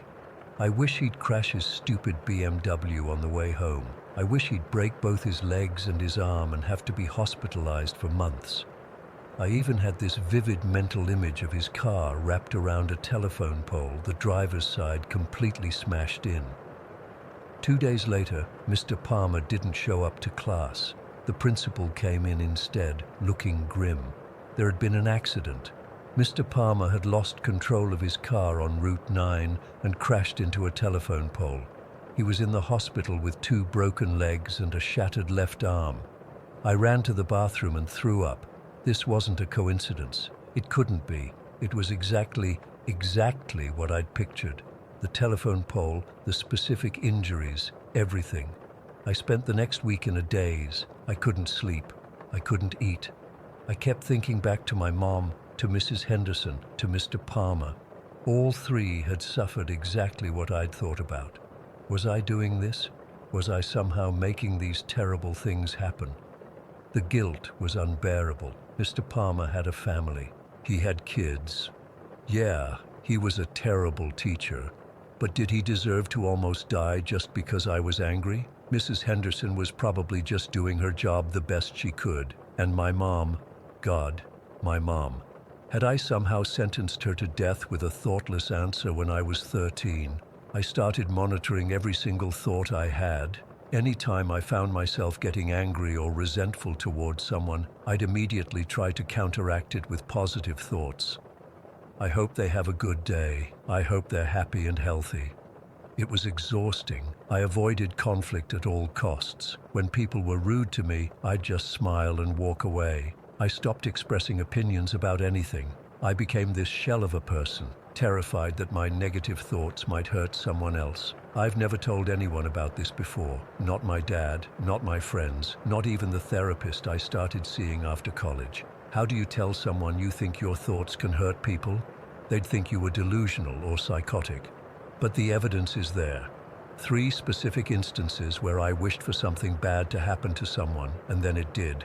Exactly as I'd imagined it. The specificity is what haunts me. Not just that my mum died, but that she died at exactly 51. Not just that Mrs. Henderson had surgery, but that it was eye surgery and she was out for the rest of the year. Not just that Mr. Palmer had an accident, but that he crashed into a telephone pole and broke the exact bones I'd pictured. I'm 32 now. I've spent almost 20 years living with this fear, this guilt. I've trained myself to be the most positive-thinking person you'll ever meet. I donate to charity. I volunteer at homeless shelters. I go out of my way to help strangers. I'm trying so hard to put good into the world to make up for the harm I might have caused. But the question still haunts me. Is this real? Do I actually have some kind of power? Or have I spent 2 decades being paranoid about coincidences? Sometimes I try to test it with small, harmless things. I hope it rains tomorrow, or I hope the grocery store has those cookies I like. But the results are inconsistent. Sometimes it happens, sometimes it doesn't. It's only the negative thoughts, the harmful ones, that seem to reliably come true. Last month, my neighbor's dog wouldn't stop barking at 3 a.m. After 2 hours of trying to sleep through it, I had this brief, horrible thought. I wish that dog would just shut up forever. I immediately felt sick with panic and spent the next hour frantically thinking, I hope the dog is healthy and happy and lives a long life. I hope the dog is fine. The dog was fine the next day, but I couldn't look my neighbor in the eye for weeks. I don't know if I'll ever have an answer. Maybe this is all in my head. Maybe I'm connecting dots that aren't really there, but I can't take that chance. I can't risk hurting anyone else. So I live my life carefully, mindfully, constantly monitoring my thoughts. I avoid getting close to people because what if I get angry at them one day? What if we have a fight and in the heat of the moment I wish for something terrible? I couldn't live with myself. Sometimes I wonder what my life would be like if I didn't carry this burden. Would I have gotten married, had kids? Would I have pursued a different career, one that actually made me happy instead of just being safe? I don't know. All I know is that I'm tired. Tired of being afraid of my own mind. Tired of the guilt. Tired of wondering if I'm responsible for my mother's death and the suffering of others. But what can I do? I can't take the risk. So I keep going, day by day, careful thought by careful thought. And I wonder if there's anyone else out there like me, anyone else who's discovered this terrible power. If you're reading this and you understand, please tell me I'm not alone. Please tell me how you cope with knowing that your darkest thoughts might come true.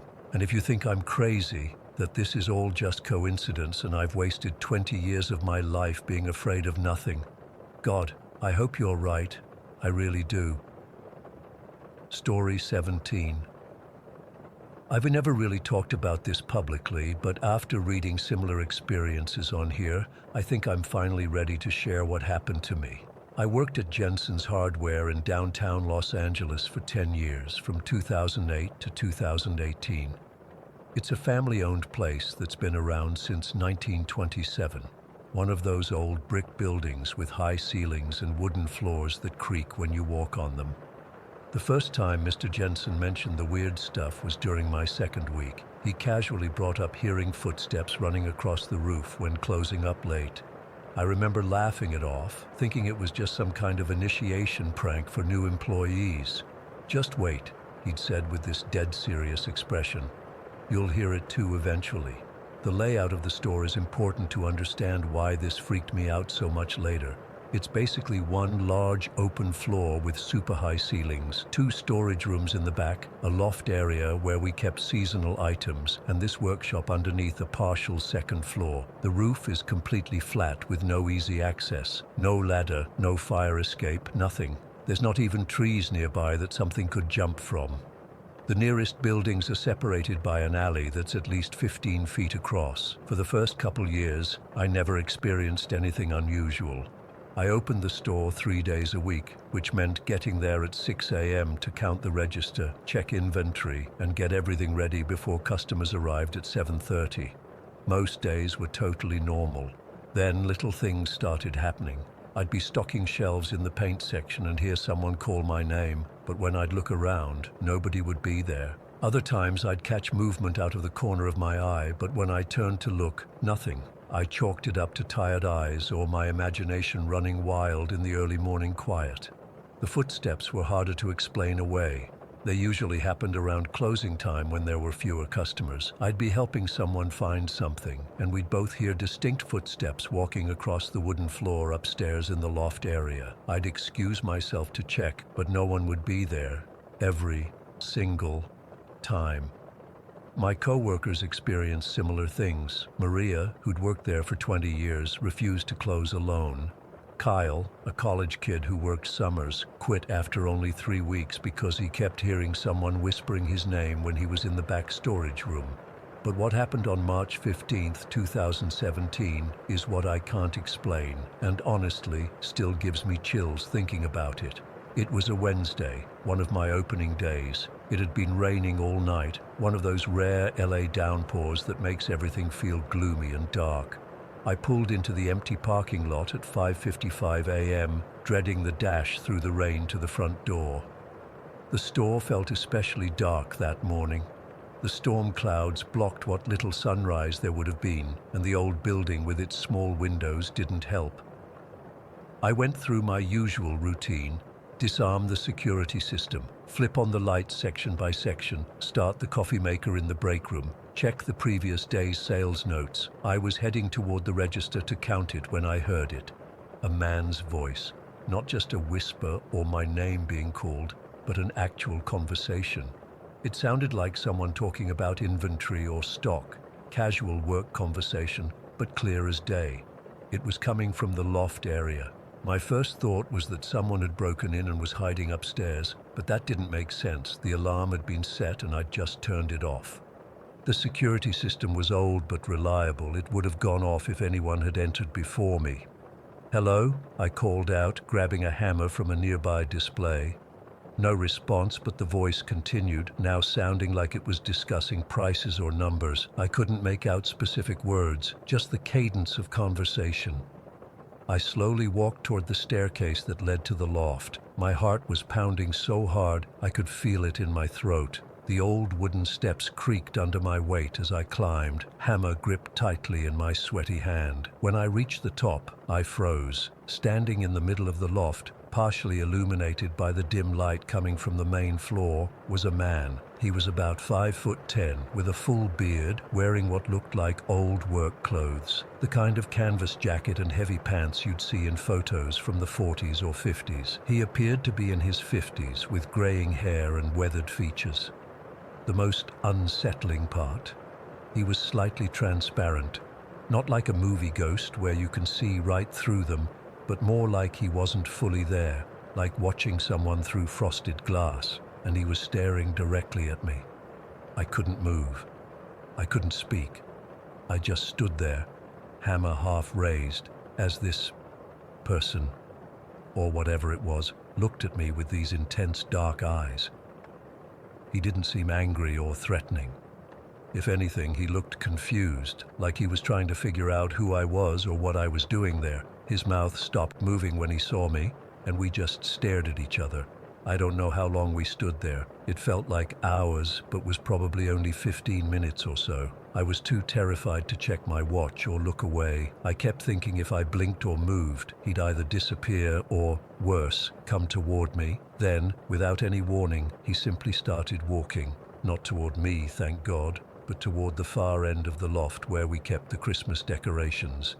He walked with purpose, like he had somewhere specific to be. And then, between one step and the next, he just vanished.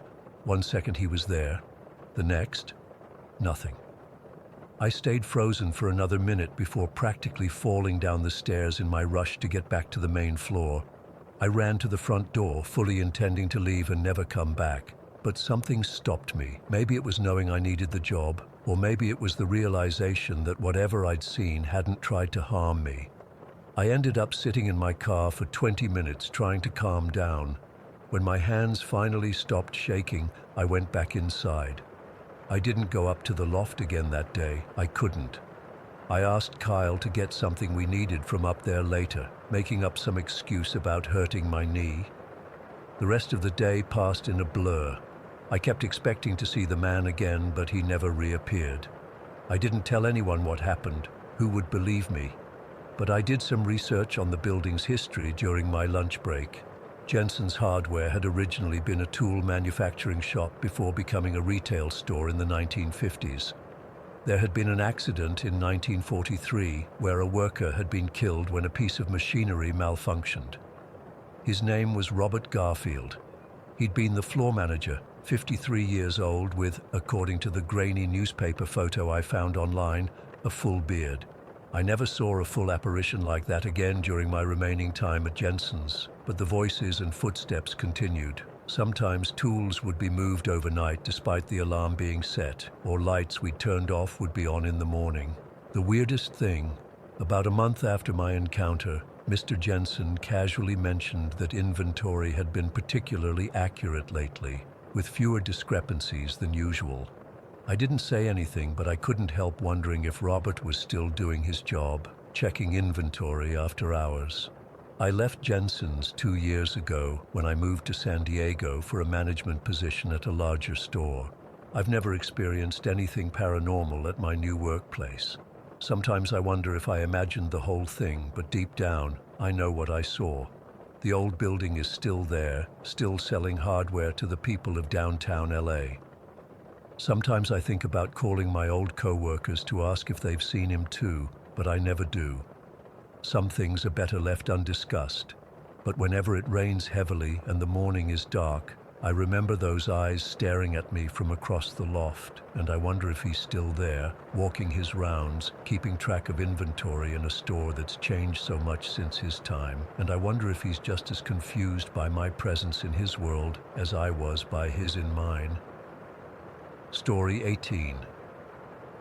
I'm sitting here in my childhood bedroom, back in our family's old Victorian house in Millfield, trying to make sense of what just happened. My hands are still trembling as I type this. I've barely slept in 3 days, and I don't think I want to close my eyes again anytime soon. I need to get this out. Maybe someone else has experienced something similar, or can help me understand what's happening to my family. I guess I should start by explaining that I'm home because my younger brother Ethan had some kind of episode. My mom called me 4 nights ago, around 2 in the morning, completely hysterical. She kept saying something was wrong with Ethan, that he wouldn't wake up, that he was screaming and thrashing in his sleep. I live about an hour away in the city, but I drove back immediately. By the time I arrived, Ethan was awake but completely shell-shocked, sitting in the kitchen with this 1,000-yard stare, clutching a mug of tea that had long gone cold. When I walked in, my mom and dad exchanged this look that made my stomach drop. I'd seen that look before, 12 years ago, when the same thing happened to my cousin Layla. "He had the dream," my mom whispered, and I felt the blood drain from my face. See, there's something that happens in our family, something we don't talk about with outsiders, something we don't even mention to each other until it's already happened to you. It sounds crazy. Hell, I know how it sounds. But there's this presence, I guess, that visits certain members of our family in their dreams, always following the same pattern. Ethan described it exactly like the others had before him. For the past week, he'd been having dreams where he noticed a man standing in the background, just watching, always wearing the same old-fashioned cap pulled low over his eyes, dressed in dark clothes. The first night, the figure was barely visible, like a smudge in the corner of his dreamscape. Each night, the man appeared closer. By the third night, Ethan could make out more details, tall, gaunt, with unnaturally long fingers. On the fourth night, the figure was close enough that Ethan could see his face was somehow wrong, distorted, like looking at a reflection in rippling water. Last night was the fifth night. In his dream, Ethan was walking through our house, but everything was slightly off. hallways too long, ceilings too high. He heard footsteps behind him. When he turned around, the man was right there, reaching for him with those long, bony fingers. Ethan tried to run, but you know how dreams are. His legs felt like they were moving through molasses. The man caught him, wrapped those hands around his throat, and started squeezing. The worst part, Ethan knew he was dreaming. He was desperately trying to wake himself up, but couldn't. He was trapped, feeling the air being crushed from his lungs while fully aware it was a dream. My parents heard him gasping and gurgling, rushed into his room, and had to physically shake him awake. When he finally came to, there were red marks around his neck that faded after about an hour. This exact same thing happened to my cousin Layla when I was 16 and she was 15. She was staying with us that summer, and I remember hearing her screaming from the guest bedroom down the hall. I got to her room before my parents did, I swear, and I've never told anyone this detail before. When I first opened the door, I saw a dark figure standing at the foot of her bed. Just for a split second, when I blinked, it was gone. Layla was thrashing around, making these awful choking sounds. My older cousin Devon arrived right after me, and together we shook Layla until she woke up, gasping and crying. She had the same red marks around her neck.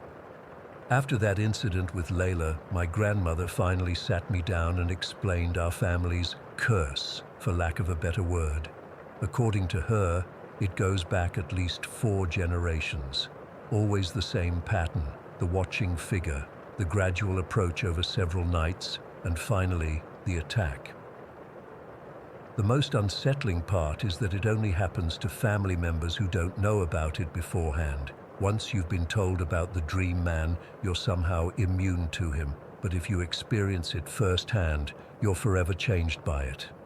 My grandmother, who came from a small village in the mountains, believed strongly in spiritual forces. After Layla's episode, she insisted on performing a traditional puja ritual. My mom was skeptical. She's always been the most westernized of the family, but she went along with it to humor Grandma. The ritual took hours, with specific mantras, offerings, and ceremonial cleansing. Everyone in the family had to participate, which was difficult since some relatives had moved away. We managed to get almost everyone together, though. The strangest thing, it seemed to work. For nearly 12 years, no one in the family experienced the dream. We started to think maybe it was over, that whatever had attached itself to our bloodline had been banished. But now it's back, and targeting Ethan. Here's where things get even weirder. When I arrived home and heard what happened, I immediately thought of my grandmother's ritual. She passed away 4 years ago, but I asked my parents if we should try to recreate it. My father nodded solemnly and went to retrieve her old prayer book from his study. But as he was flipping through it, he paused on a page, and his face went pale. "The ritual requires participation from every living family member," he said quietly. "Every single one." That's when I remembered. My cousin Arjun, my father's brother's son, had cut ties with the family after a bitter dispute over inheritance 3 years ago. We haven't spoken to him since, and last we heard, he was living somewhere overseas. There's no way we could get him to participate. My mother suggested we try the ritual anyway, hoping it might at least weaken whatever this thing is. We spent yesterday gathering the necessary items, specific incense, flowers, oils, and candles. We're planning to perform it tonight, but I can't shake the feeling that it won't be enough without everyone present. I've been researching similar phenomena online for the past 2 days, diving into forums about shared family dreams and generational hauntings. Most of what I've found is clearly fiction, but occasionally I come across an account that sounds eerily similar to our situation. One person described a dream stalker that followed the same pattern of appearing progressively closer each night before attacking. Another mentioned a family curse that only affected those who weren't warned about it first. The weirdest part of all this for me personally is that I've never experienced the dream. I've known about it since I was 16, so according to the rules of this thing, I'm safe. But part of me, some morbid, curious part, almost wishes I could experience it firsthand, to know what it feels like. to see this figure that has terrorized my family for generations. Last night, I stayed in Ethan's room with him. He was terrified to fall asleep again, but eventually, exhaustion took over.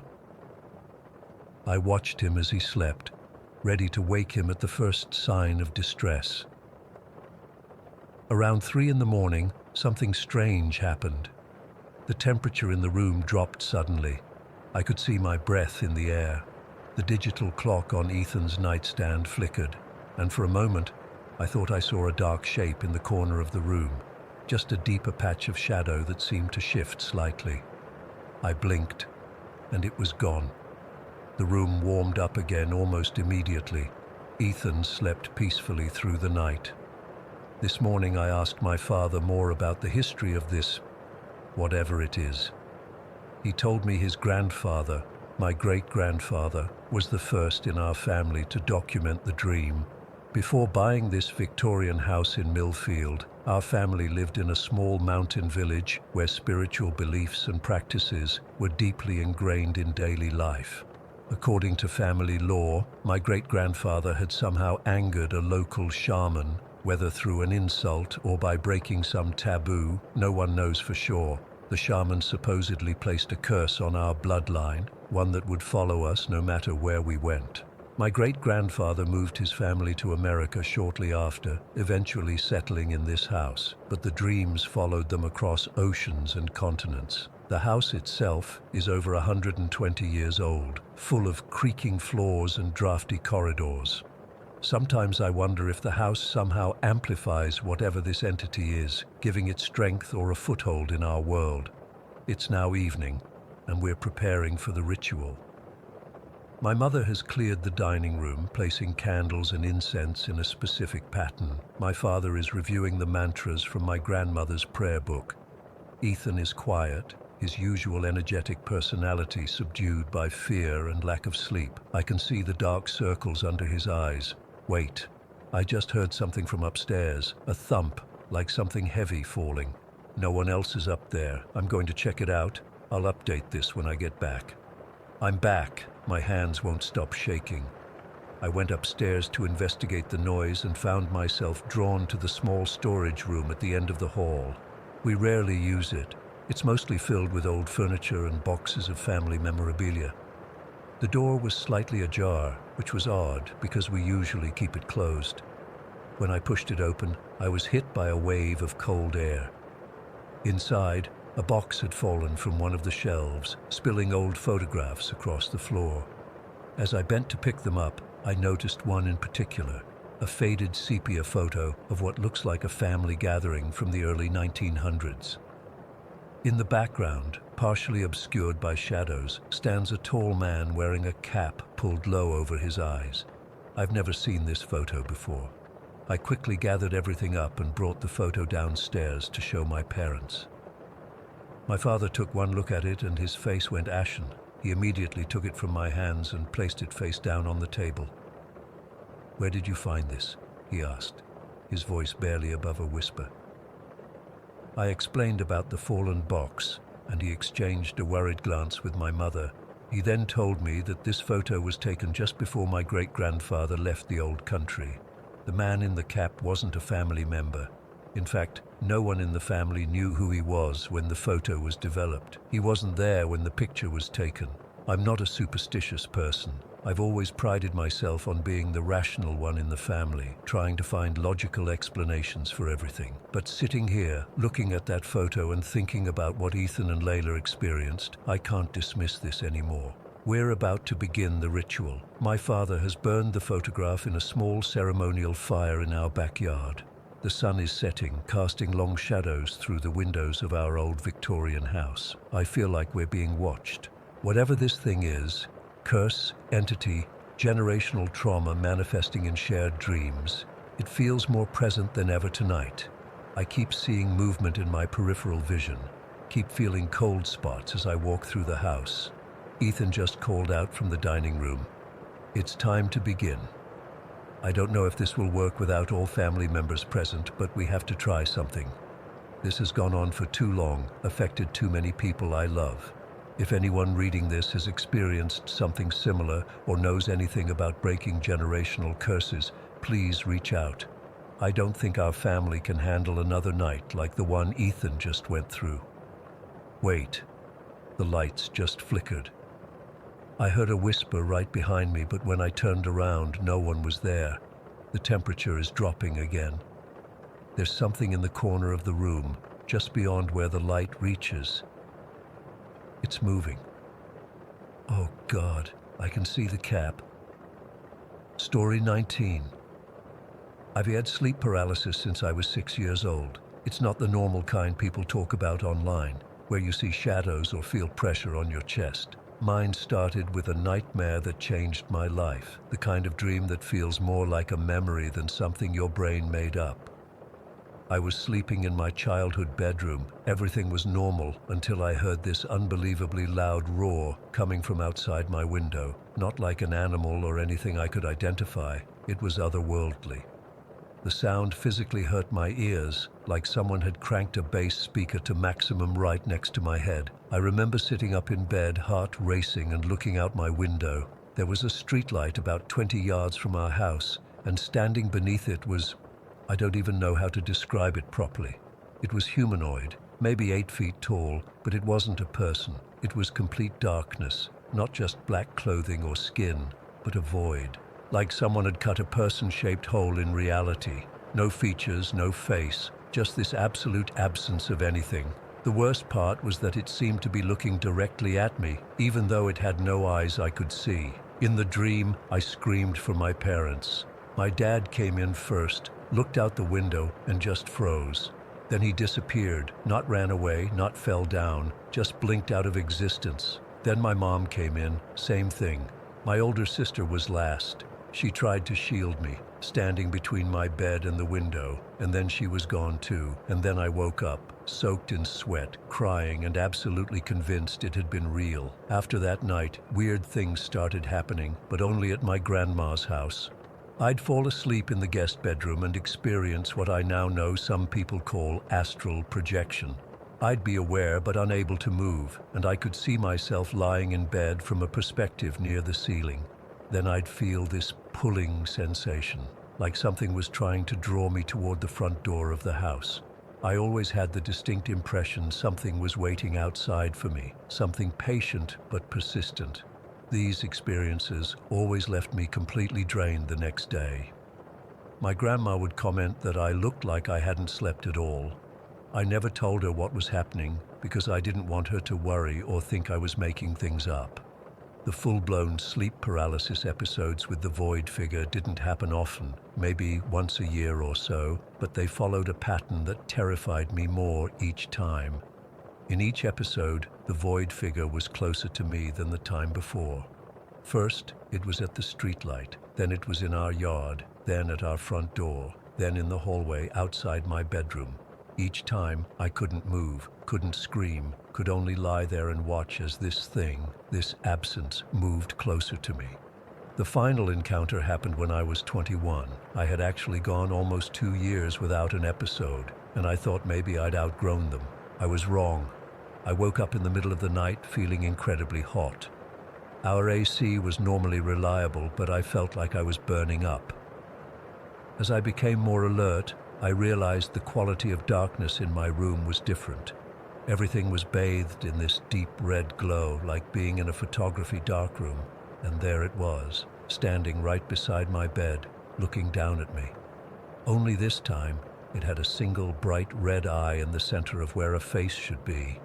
The eye wasn't human, more like a glowing ember or the tip of a cigarette, but bigger and brighter. It made a sound, a kind of staticky noise that reminded me of a badly tuned radio, but with bass so deep I could feel it in my chest. The noise had rhythm and cadence like speech, but I couldn't make out any words, just this vibrating, rumbling static. The strangest part was that I didn't feel afraid. I just stared at it, at that red eye, and it stared back. After what felt like several minutes, I closed my eyes and somehow fell back asleep. It wasn't until the next day that the fear hit me. I remembered everything with perfect clarity. And the realization that this thing had been standing over me while I slept terrified me so much I had a panic attack at work. My co-workers thought I was having a heart attack, but that was it. After that night, the experiences stopped. No more sleep paralysis, no more void figure, no more astral projection at my grandma's. I thought maybe it was finally over. I was wrong about that too. Fast forward to when I was 30. I was married by then, to a guy I'd been with for about 4 years. Things weren't great between us, lots of fighting, controlling behavior on his part, general toxicity, but I was still trying to make it work. One night he was working an overnight shift and I was home alone. I fell asleep with the fan on like I always did. I need white noise to sleep properly. Sometime around 3 in the morning, I woke up because the fan turned off. The room was completely silent, which is what initially woke me. As I was lying there trying to decide if I should get up and check the circuit breaker, I heard something, a quiet growling sound coming from under my bed. It was so faint I almost convinced myself I'd imagined it. I figured the power had gone out and tried to go back to sleep. When I couldn't fall asleep again, I decided to get up and check the breaker box. I swung my legs over the side of the bed, pointedly ignoring the space underneath, and walked to my bedroom door. The moment I opened it, I heard that roar again, the exact same earth-shattering roar from my childhood nightmare. It was so loud I instinctively covered my ears, but it didn't help, and just like before, everything turned red. I panicked. I ran toward the front door of the house, desperate to get outside, away from whatever was making that sound. But when I reached what should have been the living room, I found myself stepping back into my bedroom instead.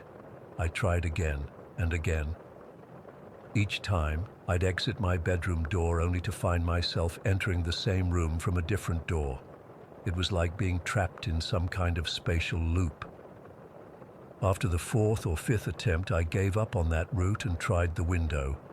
But the window wouldn't open. It wasn't locked. The latch moved freely, but the window itself was like it had been painted shut or fused with the frame. Finally, desperate, I made one more attempt at the front door. This time I got further. I actually made it to the door. I could see the deadbolt, the doorknob, the peephole. I reached for the knob, and that's when I felt it. Sharp claws dragging down the back of my neck, not quite breaking the skin, but definitely there. I woke up for real then, covered in cold sweat, my heart pounding so hard I thought it might break through my ribs. The fan was still on. The room was normal, no red light. I checked my neck in the bathroom mirror. No marks, but my skin was red and irritated, like I'd been scratching at it in my sleep. When my husband got home the next morning, I tried to tell him what happened. He dismissed it completely, said I was being dramatic and needed to stop watching horror movies before bed. We had a huge fight about it, which turned into a fight about everything else wrong in our relationship. 2 months later, we separated. The divorce was finalized a year after that. I'm 34 now. I haven't had any more experiences with the void creature since that night 4 years ago. Part of me wonders if it's connected to periods of vulnerability in my life. The first encounters happened when I was a child, powerless and dependent on others. The last one happened when I was in a toxic marriage, feeling trapped and helpless again. Since removing the negative influences from my life, setting boundaries, and focusing on my own well-being, the phenomena have stopped. But I can't shake the feeling that it's still out there somewhere, waiting for me to be vulnerable again. Sometimes when I'm falling asleep, I catch myself listening for that growl under my bed. I've arranged my bedroom so there's no space underneath. My bed frame goes all the way to the floor now. I still sleep with a fan for white noise, but I also have a battery-powered backup just in case. I don't know if what I experienced was some manifestation of trauma, a particularly vivid form of sleep paralysis, or something else, something real. But I know what I saw, what I heard, what I felt. That single red eye and a face of void, that static speech, those claws on my neck. I still have nightmares about it sometimes, not the paralysis kind, just regular bad dreams. In them, I'm always running from something I can't see, and everything is bathed in that deep red light. I always wake up from these dreams feeling like someone is watching me. The rational part of my brain says it was all just sleep disorders and stress. The rest of me isn't so sure. All I know is that I'm careful now about the energy I allow in my life. I keep positive people around me, avoid toxic situations, and try to stay mentally strong, because I can't shake the feeling that the void is still out there, waiting for me to be vulnerable again, waiting for another chance to get closer. Story 20. I've been a skeptic all my life, not the kind that aggressively debates people online, but just someone who needs evidence before believing in anything supernatural. That changed last winter when 6 of us rented a cabin in the Appalachian Mountains near Seven Devils, North Carolina. I've been trying to make sense of what happened for months now, and I'm finally ready to share it. It was supposed to be a fun weekend getaway. Just me, Megan, my boyfriend Tyler, and 2 other couples, Jake and Amy, Chris and Sarah. We'd planned a weekend of snow tubing, hot tubbing, board games, and just relaxing away from our busy lives. The cabin was incredibly affordable for the 6 of us, which should have been my first clue. Something was off. The drive up the mountain was terrifying. The GPS took us up this insanely narrow road with absolutely no guardrails and a drop that had to be at least 200 feet on one side. I'm not usually afraid of heights, but I found myself unable to look out the window on the passenger side. Tyler white-knuckled the steering wheel the entire way up, and I could tell even he was nervous. "Just don't look down," he kept saying, more to himself than to me. We arrived at dusk, and that's when I first noticed how isolated we really were. The cabin was perched right on the edge of the mountain, with nothing between the back porch and a sheer drop at about 10 feet of rocky ground. The place itself was smaller than the pictures online made it seem, just a modest living room connected to a tiny kitchen with 2 small bedrooms and 1 bathroom. There was a hot tub on the lower deck, which we were all excited about. But the thing that immediately creeped me out was the trail leading from the parking area to the cabin. Someone had nailed these decorative tree faces to the trunks along the path. I'm sure they were meant to be cute forest spirits or something, but in the fading light they looked distorted and wrong. Their expressions seemed to shift as we passed by with our luggage, like they were watching us. "Those are freaky," Amy said, nudging me as we carried our bags up. "Yeah, real welcoming committee," I joked, trying to brush off the unease I felt. We settled in quickly.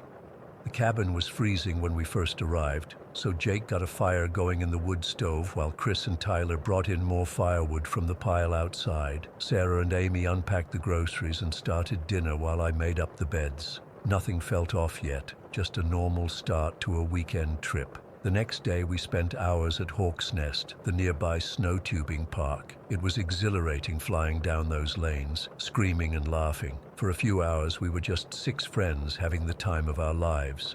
We got back to the cabin exhausted but happy, made a huge pasta dinner, and then settled into the hot tub with beers and wine. The stars were incredible from up there, with no light pollution. I remember feeling so peaceful looking up at them, steam rising around us, mountains looming as dark shapes against the night sky. We stayed out there until our fingers were pruny, then moved inside for board games. We played Cards Against Humanity and Settlers of Catan until about 1 in the morning, when we finally decided to call it a night. Tyler and I took the main bedroom while the other 2 couples took the second bedroom and the pull-out couch. I fell asleep almost instantly, worn out from the day's activities. I woke up suddenly around 4 a.m. I was drenched in sweat despite the cabin being cold, and I had this overwhelming feeling of dread sitting heavy on my chest. At first, I thought I was having a nightmare, but as I became more awake, the feeling didn't fade. Something felt wrong. Tyler was still fast asleep next to me, snoring softly. I needed to pee, so I carefully got out of bed, trying not to wake him. The floorboards creaked under my feet as I made my way to the bathroom. The cabin was silent except for the occasional crack from the dying embers in the wood stove and the wind howling outside. After using the bathroom, I started back to the bedroom but stopped dead in my tracks. The front door was wide open, not just unlocked, but standing completely open, letting in freezing cold air. My first thought was that one of us hadn't closed it properly after coming in from the hot tub and the wind had blown it open. That made sense, right? Even though I distinctly remembered Tyler checking all the locks before we went to bed. I walked over to close it, my bare feet freezing on the wooden floor. As I approached, I could see through the door's window that it was pitch black outside. No moon, no stars, just absolute darkness. The wind was howling, making the trees creak and groan. I grabbed the handle, pulled the door shut, and turned the lock. Then I jiggled the handle several times to make sure it was secure. Satisfied, I turned to head back to bed. That's when I heard it. The sound of the lock turning. I froze, my blood running cold. Slowly, I turned back toward the door. The lock was rotating by itself, the metal bolt sliding back with a soft click. Then, the door began to open, not violently like it would if the wind had caught it, but slowly, deliberately, as if someone was carefully pulling it open from the outside. I stood there, paralyzed with fear, as the door swung open completely. Through the door's large window and the adjacent window, I could see there was nobody outside, nobody at all, just darkness. I wanted to scream, to run and wake everyone up, but I couldn't move. I couldn't even breathe. The cabin was elevated on stilts, with wooden steps leading up to the entrance. Anyone opening the door would have made noise on those steps.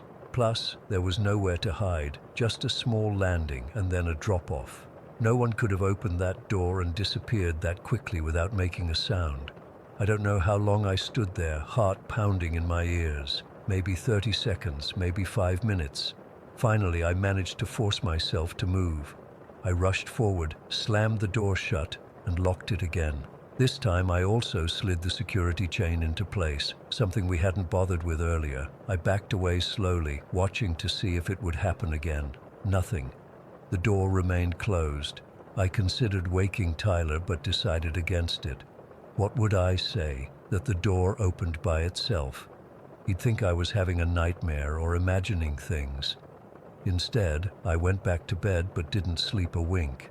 I lay there, rigid with fear, listening to every creak and groan of the cabin. Every time the wind gusted, I flinched. I kept my eyes fixed on our bedroom door, terrified of what might come through it. When morning finally came, I was exhausted and strung out. Tyler noticed right away. "You look terrible." "Did you not sleep well?" he asked, concern in his voice. I told him about finding the door open and closing it, but left out the part about it opening by itself. Even to my own ears, it sounded crazy. He frowned, insisting he'd checked all the locks before bed.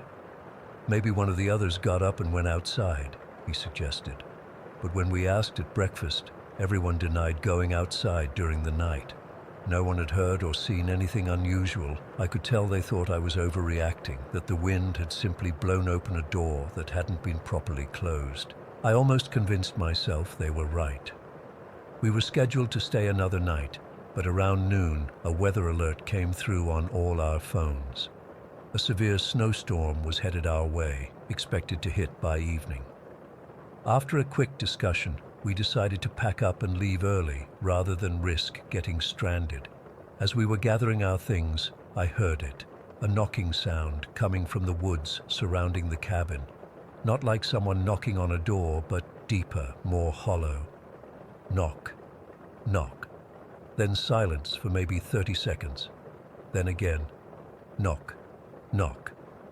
"Do you guys hear that?" I asked, pausing with my suitcase half-packed. Everyone stopped to listen. "Knock, knock." "It's just the trees," Chris said. "Wind's picking up with the storm coming." "Yeah," Jake agreed. "Trees knock against each other all the time in forests." They were probably right, but after what happened with the door, the sound made my skin crawl. It didn't sound like branches randomly hitting each other. It was too rhythmic, too consistent. Knock, knock, always in pairs, always with the same pause between. We hurried to finish packing, the knocking continuing the entire time. As we carried our bags to the cars, I noticed the tree faces again. In daylight, they still looked wrong somehow. Their expressions seemed different than they had when we arrived. More alert, more aware. The drive down the mountain was tense, not just because of the narrow road, but because I couldn't shake the feeling we were being watched. I kept checking the rearview mirror, half expecting to see something following us. I've experienced what some might call paranormal activity before, unexplained noises, things moving slightly from where I left them, but nothing like this. Nothing so blatant, so physical as a door unlocking and opening by itself. And being up in those mountains made it worse. If something had wanted to harm us, where would we have run to? In the pitch darkness, with a deadly fall just steps away. I've tried to rationalize what happened. Maybe the lock was faulty. Maybe there was some weird air pressure thing that made the door open. But deep down, I know what I saw. That door opened itself, slowly and deliberately, as if someone invisible was standing right there. I still think about those tree faces sometimes and that hollow knocking sound. I can't help but wonder if whatever opened that door is still up there, waiting for the next group of friends to rent that cabin on the edge of the mountain. Story 21. I've never told this story to more than a handful of people because, honestly, who would believe me? But I can't stop thinking about it, especially now that I'm in high school and still have no explanation for what happened that day at Pinewood Elementary. I was 9 years old, in 4th grade, Ms. Lambert's class on the 2nd floor. It was a Wednesday in October, I remember, because we had our weekly spelling test that morning, and I'd gotten a B+. It was around 2 in the afternoon, and we were doing independent work time, basically just reading or working on assignments quietly at our desks. Our classroom was my favorite in the whole school because it had these massive windows that covered almost 2 entire walls. One wall faced the playground and the fields beyond, and the other looked out toward the street and the neighborhood. When the sun hit just right, the whole room would get this warm glow. Ms. Lambert would sometimes have to close the blinds because it got too bright, but that day they were open. I wasn't focusing on my math worksheet at all. I was staring out the window, watching clouds move across the sky, completely zoned out. The classroom was quiet except for the sound of pencils scratching on paper and the occasional page turning. Ms. Lambert was at her desk grading papers. That's when I saw it. At first, I thought it was just a plane. We weren't far from a small regional airport, so seeing aircraft wasn't unusual, but something about this one immediately felt wrong.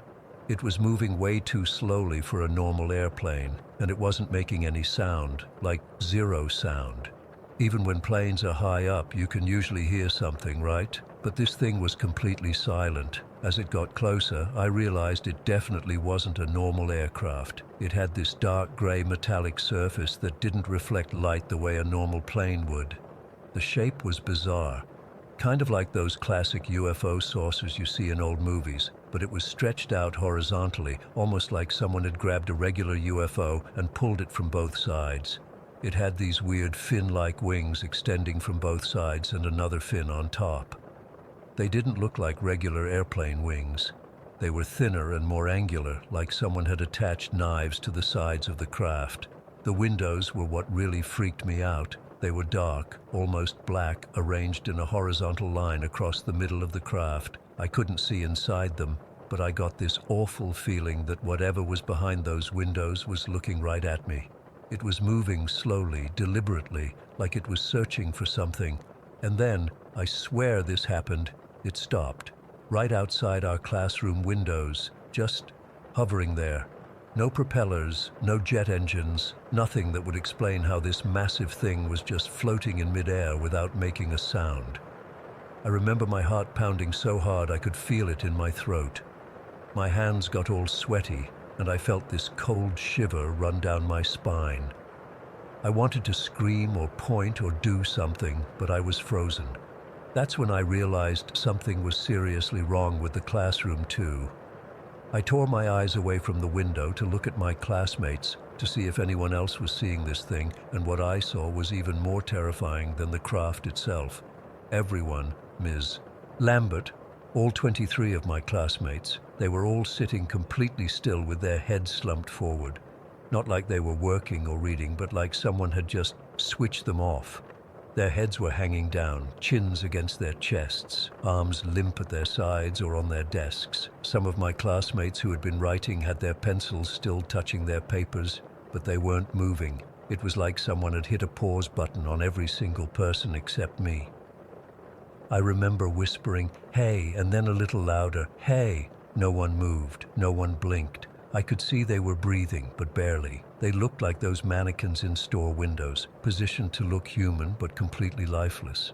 I was panicking now, looking back and forth between the strange craft outside and my frozen classmates. My stomach felt like it was trying to climb up my throat. I was sweating all over, and my vision got kind of blurry around the edges. I remember thinking I might throw up or pass out. When I looked back at the window, the craft was still there, hovering. It wasn't doing anything, just watching. I swear I felt like it was watching me specifically, like it knew I was the only one still awake. For a split second, one of the dark windows seemed to glow slightly, a faint bluish light from inside, but it was gone so quickly I'm still not sure if I imagined it. I closed my eyes tight for maybe 5 seconds, trying to calm down, trying to convince myself this wasn't happening. When I opened them again and looked back out the window, the craft was gone. Not like it had flown away. I would have seen it move through my field of vision. It was just gone, vanished, like it had never been there at all. And then the bell rang for recess. The sound nearly made me jump out of my skin, but what happened next was even more bizarre. As soon as that bell rang, everyone in the class suddenly woke up. They all raised their heads at the same time, like they were puppets and someone had just yanked all their strings upward. They started putting away their work, talking to each other, completely normal, like nothing had happened. Ms. Lambert stood up and said, "Okay, class, time for recess. Line up at the door."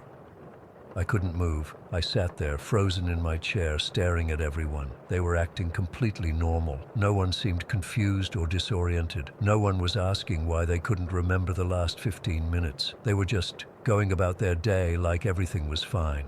Finally, my friend Jake walked over and said, "Miguel, come on, it's recess." Like everything was normal. I managed to get up and follow everyone outside, but I felt like I was moving through a dream. My legs were shaky, and I kept looking at the sky, expecting to see the craft again. During recess, I tried telling Jake what I'd seen. He laughed and said, "You fell asleep and had a dream, dummy." When I insisted it was real, he got annoyed and went to play basketball with some other kids. I tried telling Ms. Lambert when we went back inside. She smiled that teacher smile they give you when they think you're making up stories. "That sounds like quite an imagination you have there, Miguel. Maybe you could write a story about it for creative writing tomorrow." I tried telling my parents that night. Dad was making dinner and Mom was checking my little sister's homework. They both had that distracted, half-listening look parents get. Dad said, "That's interesting, buddy." And Mom just said I'd been watching too many sci-fi movies with my Uncle Carlos. For weeks afterward, I'd flinch every time I heard a plane. I'd stare out windows expecting to see that craft again. I'd watch my classmates carefully, afraid they'd suddenly shut down again. I couldn't sleep well for months. Every time I closed my eyes, I'd see those dark windows, feel that sense that something was watching me. The worst part was that nobody, absolutely nobody, believed me or took me seriously. After a while, I just stopped talking about it, but I never stopped thinking about it. I'm 16 now, and I still remember every detail of that day. Sometimes I wonder if I imagined the whole thing. Maybe I did fall asleep and dream it all. Maybe I had some weird hallucination, but it felt so real, and the memory hasn't faded like dreams do. Last year, I was doing research for a science paper, and I found myself going down this rabbit hole of articles about UFO sightings. Most of it was obviously fake or easily explained, but then I found some declassified government reports about aircraft with technology not consistent with current human capabilities. Some witnesses described craft that could appear and disappear, that could hover silently, that had strange effects on electronic equipment and sometimes even on people nearby. I got chills reading those reports. They described almost exactly what I saw that day. Sometimes I wonder if anyone else from my class remembers anything strange about that day. Did they have weird gaps in their memory? Did they feel odd when they woke up but just didn't know how to express it? Or was I really the only one who saw it? The only one who was awake during those 15 minutes? I've tried bringing it up casually with old classmates I still keep in touch with. Hey, remember that weird day in fourth grade when... But they always look confused. No one remembers anything unusual. I still drive by Pinewood Elementary sometimes. The building looks the same. Those big windows on the second floor still overlook the same fields, the same neighborhood. Everything looks so normal, so ordinary. But I know what I saw. I know it was real. And sometimes, when planes fly overhead, I still hold my breath until I hear the sound of their engines, until I'm sure they're just regular aircraft. Because I can't shake the feeling that someday, that silent craft might come back. And next time, maybe I won't be the only one who stays awake to see it.